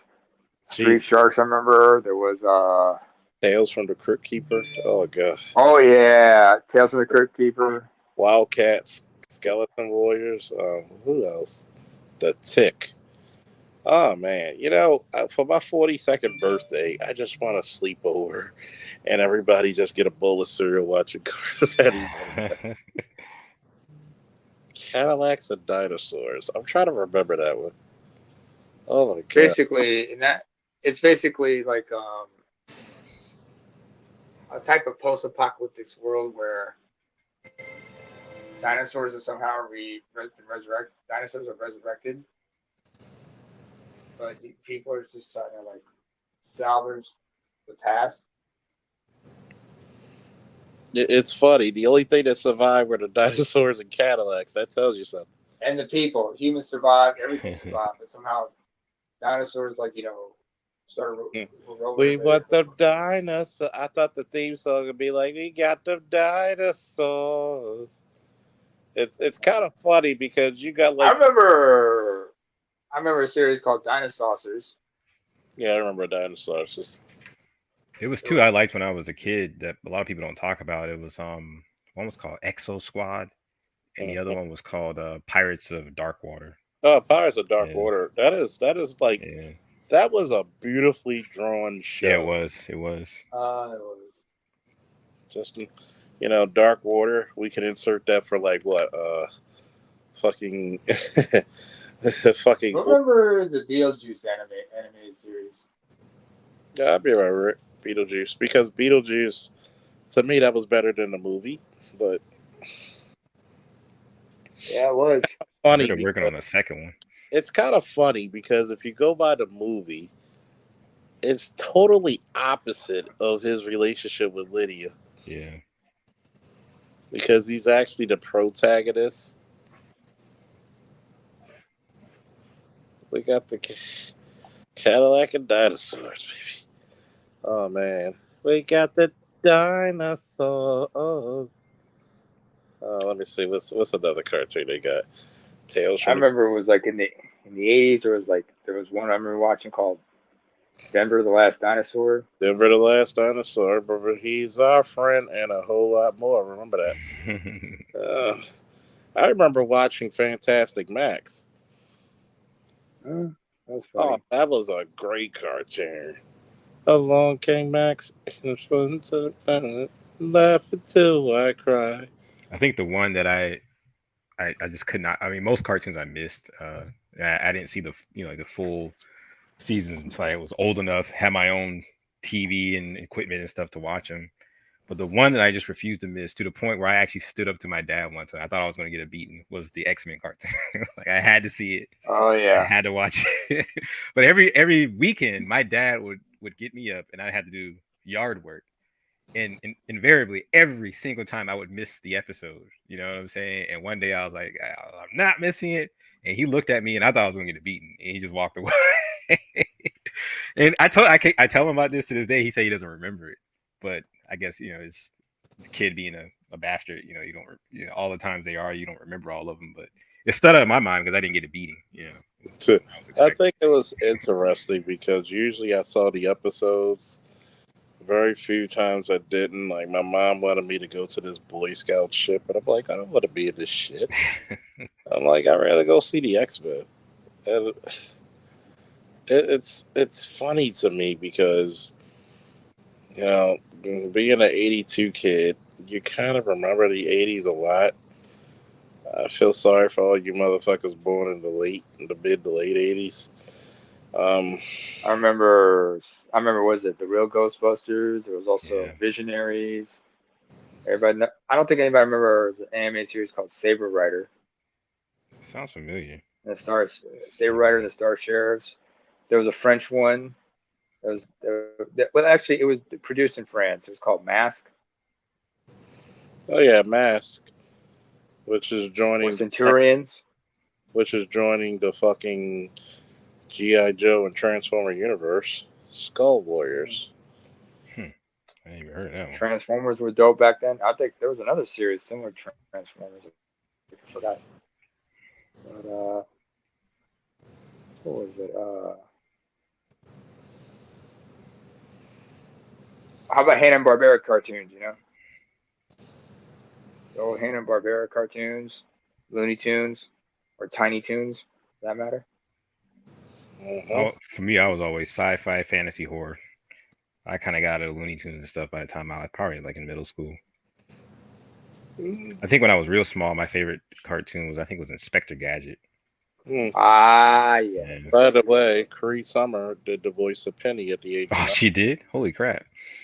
Yes, she was Penny at the age of 9. Oh, they got Wildcats. Hey, Wildcats. Hey, it's called Image version of X-Men. I remember a Japanese series, anime series. It was called Samurai Pizza Cats. I remember that. Just comedic as hell. Yeah. Just comedic as hell. Samurai Pizza Cats. There was a Gen 13 cartoon. That was, I guess, because that was 13. No, it was called Gen 13. It was the same image comic. Yeah, and I never knew, but they made not a full-length animated movie for that, and it was somewhat adult. Like it had like nudity and stuff in it. I was like, wow, I didn't know they made something like that. Yeah, I mean, you got to think about it. The one thing about Image, each creator has full control over that character. That's why you see Angela in Marvel, because the creator came to Marvel. And now she is the sister of Thor. And she's a part of the 10th realm, heaven. You also have, what's another interesting concept? You didn't understand that all these characters lived in the same universe.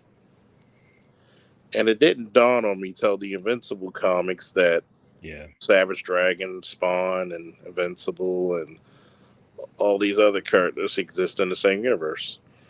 But now, Jim Lee, I think he sold or leased, I don't know if it's sold or leased, the Wildcats, because they're in DC now. That's why you don't see them. That's why they're integrated in their into their culture. Yeah, I think Image Comics, they when they formed their company, they did that intentionally. They call it a creator-owned company, so that whatever you create belongs to you, and you're basically just kind of like leasing it to Image while you're there. Mm-hmm. Yeah.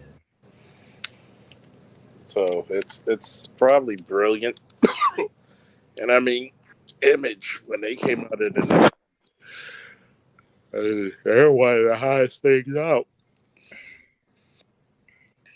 I mean, you had like, what was it?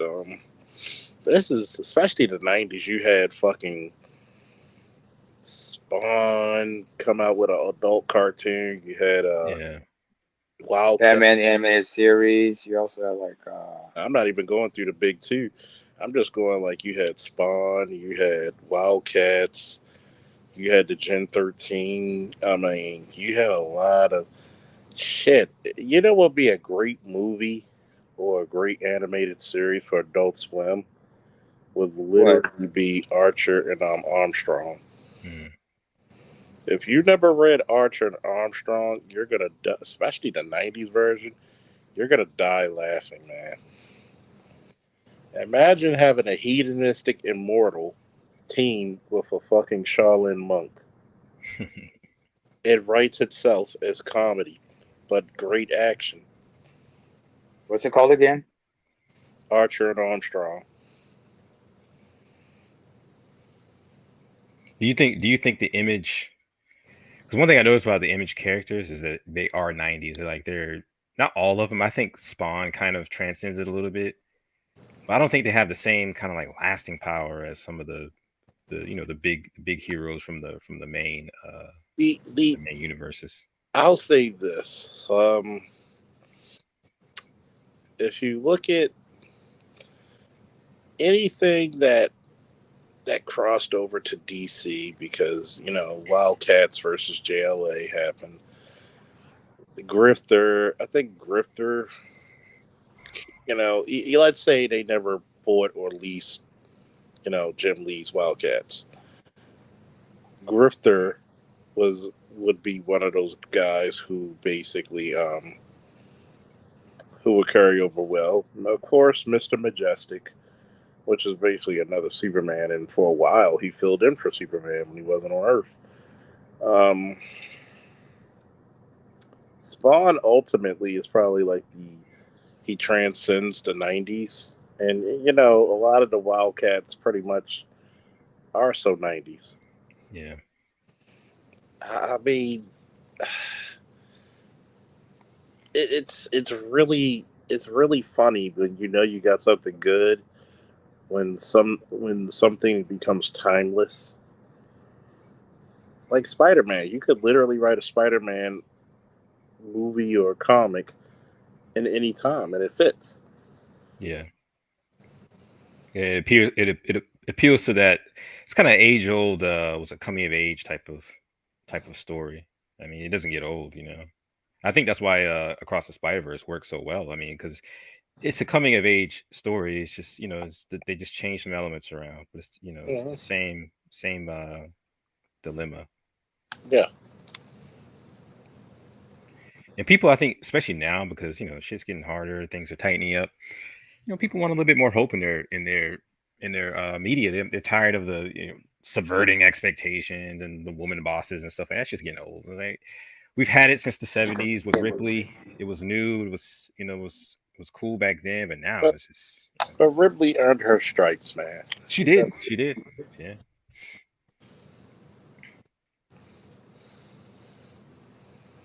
I mean, that's the difference. Is like, I mean, that's the real difference. Is that when you have Ripley, those characters actually earned their stripes, and we respected them about it. Sarah Connor too. Yep, Sarah Connor, because remember, Terminator 1 was a horror movie. Terminator 2 was a sci-fi flick. Yeah. And you see her transition too, because she's very feminine and she's very non-threatening, and she doesn't think she could protect the child that's in her belly. And then the second one, man, she had to harden up. He was hardcore, man. He was gonna inject bleach in that motherfucker's throat. But they did it right. You see the transition. She's just not automatically, strong. She has a reason to do it. I mean, you got to think about it. From T1 to T2 was about what, 13 years? Yeah. And look what she had been through. She's been grizzled. She's been chased by fucking killer fucking android. Yeah. For like over a decade. You would be a nice motherfucker too. Yeah. And you compare her to Ray. It's like, okay, they try to make it so that looks like she has a hard life on Jakku, or what I call Tatooine Part 2. But it's like she always looks clean. She always looks well kept. She doesn't look like she's really that worse for wear. She looks healthy. I just didn't believe it. I didn't buy it. There was no real reason for her to be strong. And then when they finally gave you the reason, she's a Palpatine, it's just like, okay, this is stupid, That's funny. I'm watching like the original, the season 1, episode 1 of Wildcats, and they actually did show Mr. Majestic. Oh, they did? Yeah, that's funny because he's like thousands of years old, and it's funny because they drew them in very 90s fashion. Yeah. So gotta have pouches with everything in it. Everybody had a gun. The gun, yeah. Everybody had an attitude. That's Go ahead. After that time, I don't think they can really. I don't think those characters are ever going to be as iconic as something like Superman, Batman, or even some of the X-Men. I think they're good for that time, but those guys, they were artists, but they weren't necessarily, not all of them, but most of them they weren't storytellers. So I don't think they knew how to create kind of like iconic characters. You want to feel old? This year marks the 40th anniversary. I think this year or next year is the 40th anniversary of the G.I. Joe movie. Oh, wow. And it's already like what? This is the 40th anniversary of He-Man. Jeez. Matter of fact, I'm going to tell you, I got the comic book that marked the 30th anniversary of She-Ra. And let me see, 2 years from now, we're celebrating the 40th anniversary of She-Ra. Oh, wow. So, you feel old now. Yeah. Definitely got a lot more grays in my whiskers than I used to, that's for sure. Oh, man. Well, let me see. What's this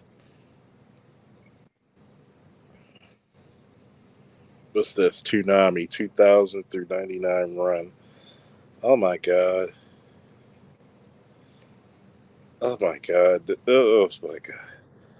It's funny because in my mind 2000's 5 years ago, but in reality, yeah, I know.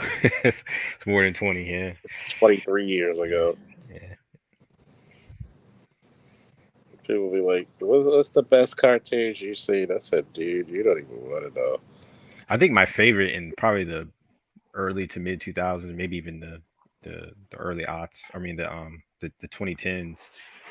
I think obviously Avatar: The Last Airbender, which I think is probably one of the best American cartoons ever made. Oh yeah, I like the Justice League series, the Unlimited, and the one before that. I thought those were really good, really well done. Great. And I liked the Teen Titans, the original Teen Titans cartoon. That's one of my favorites. Original Teen Titans. I mean, the He-Man series in 2002. Oh yeah, that was pretty good. I forgot about that one. I had that one on DVD. 2012 was good. Young Justice, when that came out, was crack. It started off really well, but I lost interest, man. It came out as because they poorly. Oh man, they got Gundam Wing, and I mean Gundam Wing. What's this? The one Mobile Force, not Mobile Force. This is Gundam Wing. Which one is this? This is shit. This is the one they had on Toonami. Oh my god! Like, what did I do with my life? You know, I could never get into Gundam. I like mostly mech animes. I could just never really get into them, man. Gundam I got into was G Gundam Hardcore. Yeah. This burning head of mine, telling me to grasp victory. The one mech anime that really intrigued me was called Big O. Oh, Big O. It had a weird story. I liked the music in it. It was very jazzy. It's Batman. Yeah. They did a take on one of Queen's songs. It's Batman meets Gundam Wing. Man. Yeah, exactly. Yeah. Gotta have your like he was real stylish, man. I love that stylish anime look. Damn, what else is on this shit? Sometimes I need to go down memory lane on YouTube and just watch some of this classic shit, man. Like, because a lot of times we're looking at our kids and be like, "What the fuck are y'all watching?" And Uncle Grandpa. I was telling my niece, I was like, "Do you know what that means?" Like, that means he's inbred. Yeah, like incestuous references in these cartoons. It's weird, man. Your uncle is your grandpa. What? Oh, they got Gundam Wing. They got what else is this shit? This must be the movie. Oh, remember fucking everybody forgets Outlaw Star, man. I did like Outlaw Star was pretty good. Yeah. Outlaw Star is a classic, man. Which came out first, that or Cowboy Bebop? Google tells us. I want to say Outlaw Star. It seems like I've seen that first.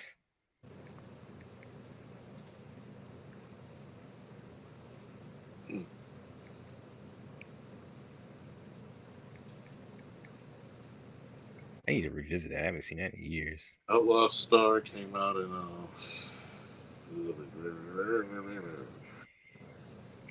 it first aired in the U.S. in 2001. Mm-hmm.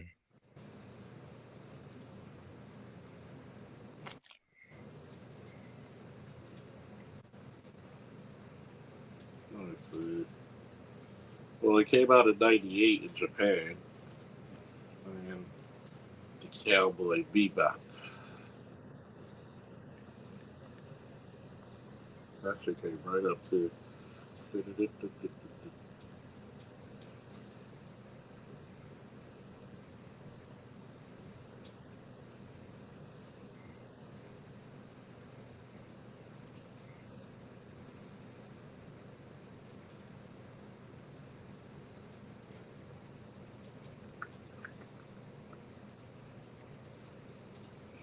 me see. God damn it. You know what's sad though? There's no. What is the black cartoon from that era? Oh, Cowboy Bebop came out a year before, I believe. Oh, okay, wow. So it came out earlier. So they came out pretty much the same time. Yeah. I guess it was a kind of like a space western phase in anime, I guess. Yeah, I mean, you gotta. This is like funny because it's funny because if you look at Cowboy Bebop, there's a lot of. I mean, not Cowboy Bebop. Outlaw Star. It was a lot of nudity. Yeah. I guess they don't have this kind of like the same hangups. In some ways they do, but I know in Dragon Ball there was a lot of nudity and they had to like censor it. Yeah, they did their censoring on Toonami a little bit. Yeah. But I guess they let it run free on the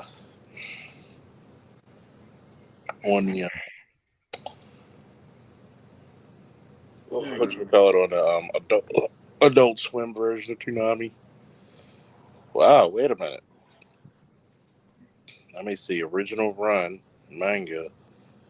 Well, the manga was out in '96 or '99.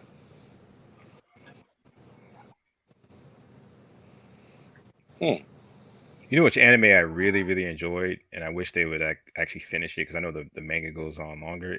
It's an anime called Claymore. Oh yeah, Claymore. Yeah, that junk was dope, and like Claymore, yeah, fucking wow.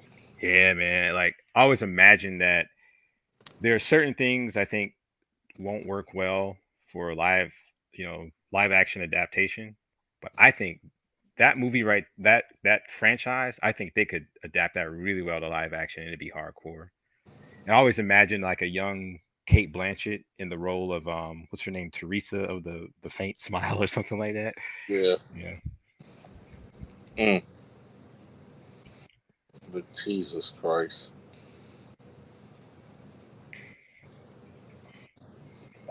That was a wild movie. It's like Highlander meets Beastmaster. Which one was that? It's like Highlander meets what was it? One of those fucking beast movies, like because when they fucking defeated that chick at the end, man, it took all they had. Which movie was it? Claymore. Oh, Claymore. Okay, yeah. Yeah, they were going hardcore. Who was her name? What's the main character's name? Claire. Yeah, Claire. She had to dig deep to fight that. What was that one character called? The Lion, Silver-Eyed Lion, or something like that. I remember one of my favorite animes is actually Machine Gun Girls. I don't think I've ever seen that one. It's on Funimation. Machine Gun Girls. Machine Gun Girls, where they're like cyborgs, little girls who are orphaned, and they're turned to cyborgs.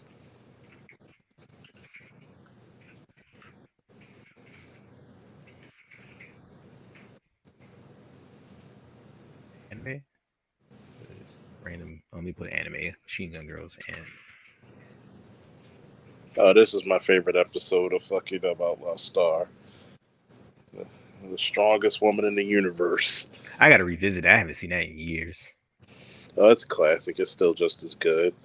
And I keep telling people, man, if you want to watch a fucking really good anime series and you'll never be disappointed, you'll come to me and you'll tell me, Charles, you were fucking right.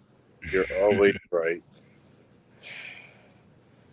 You know what? It's kind of funny because I don't see commercials anymore because I really don't watch cable like that. I watch streaming channels. Yeah, I watch YouTube. YouTube, pretty much. Oh man, they got reboot. Oh shit. I will tell you. Watching Afro Samurai or the sequel. Oh yeah. Like, wait a minute. You were the little girl that I rescued, and now you grow with big old titties. Now you're legal to fuck. I'm sorry. I got to tell you this one. I love Tenchi, but I couldn't be Tenchi. I'd be fucking all them hoes. Tenchi Muyo was one of the original harem animes. The harem anime. Like, oh man, I'd be banging all of their asses, man. I'd be like, yeah, for a while those were huge, and then now I really hate them. They're called isekai animes, where you're spirited away to some video game world or something like that. Yeah, so they're annoying. I still love the harem animes because it's like, you got all these bitches trying to fuck you, and he's running away. I'm like, yeah, you're not black, are you? Like, yeah, bitch, you Monday, bitch, you Tuesday. Y'all two fight with your titties hanging free and see who gets me the weekend. Even the cops started trying to fuck him. Like, that's the funny one. Even the little sister tried to go at him. Like the youngest princess tried to go at him, which is funny. Oh my god. And then the mad scientist tried to throw a pass at us. Didn't he have a lightsaber? I remember for some reason that's the only thing I remember from that. He had a lightsaber. He had like a saber or some shit. Oh my god! Yeah, I never watched the show, but I watched me and my brother would watch the movie all the time. The first movie that came out for that. Itchy Boy 730-2000. Oh my god, man! Oh, if they see this, I will tell you, like, there's certain shit that'll make you cry because you don't realize how good you had it. Yeah, yeah. And you see the degradation of stuff. It's like, God damn, man, like, what happened? Yeah, that's like just watching this, and because we were watching some horrific fucking artistry going on, and now you're just watching like your brain can't even compete to what you're seeing. Yeah, it's almost like the Ren and Stimpy style, kind of like just took over. You know? Yeah. Fuck, lazy motherfuckers. Yeah. What was that one anime back in the, like, a lot of 80s anime was the shit, like Fist of the North Star, fucking what is it called? You ever seen a live action movie version of that? No. I know Vader was in one. It wasn't very good. We're not looking for it to be good. Gen 13, the movie. Oh man. Who remembers Voltron? Yeah, Voltron was one of those ones I try not to miss, but I would always miss episodes. I would tell you what. Go watch the Japanese version of Voltron. I forget what it's, big, big one, whatever the fuck it was called. Go look at that shit and see how fucked up it was when they subjected people to cannibalism. Oh wow. That was some dark ass shit. And you notice who remembers Spiral Zone? I kind of remember it. I remember when you know why the princess took over the lion, right? Because homeboy was killed. Yeah. He was not in stasis. He was killed. Yeah, they like, I have to say, they like, when you watch, because I watched some they're called Japanese what are they called, like is it Sentai shows? Similar to what are like Power Rangers, but it's not Power Rangers, it's more like what is it called? The Mask Rider. I watched some of that stuff, and it's for kids, but they go hardcore. I mean, they curse, people die. Yeah, they don't show nudity, but they don't coddle their kids as much, it seems. Like, there's consequences in their cartoons, like, you just, or their children's media. You do it reality. Yeah. You gotta face the truth. You gotta get the hentai. What's my watercolor at? Here we go. Ooh. Hey. You run with big mouth hentai. You're just like, no, don't touch me.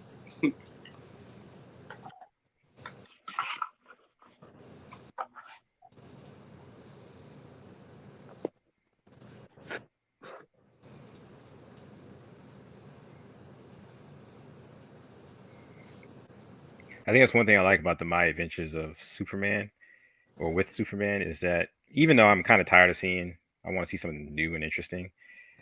But I like the fact that, they're taking more of an anime approach to it. Because I was telling some of my friends that I think, like, Disney, they're spending like all these billions of dollars on stuff that really nobody wants to see, like the new Indiana Jones movie. And like, they could take, a quarter of that budget, and they can make American anime. Like, all these people, like the Tuskegee Hares, like, fund that. Hares. Yeah, I want to see that. That's because a lot of them. Yeah. That's because a lot of them. That's because a lot of them have a agenda driven. Yeah. Oh, wokeness and everything, trying to shove us. That's why, what is it? They took Scooby-Doo and destroyed it with the Velma series. Yeah. The Velma series was funny because it was a satire of itself. It didn't take itself seriously. And when the pretty girl, she wanted to make them unpretty. Guess what they decided to do? To stay free. Like what girl would give up their fucking trump card?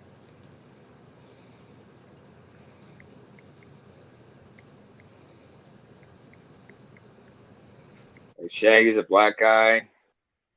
Velma's a South Asian. Daphne's part Asian and raised by a lesbian couple.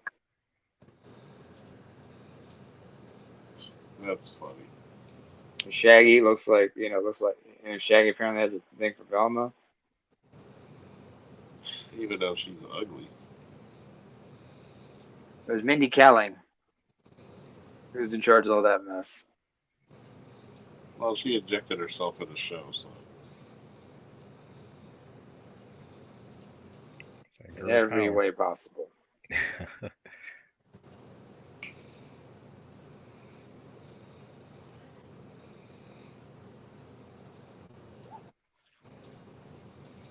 Oh my god. Alright, I think I'm done with these stupid clowns. I'm gonna catch y'all later. Alright, man. Alright. I'll hit you up later, man. Alright, cool. Peace, everybody. Oh yeah. Yep. Woo.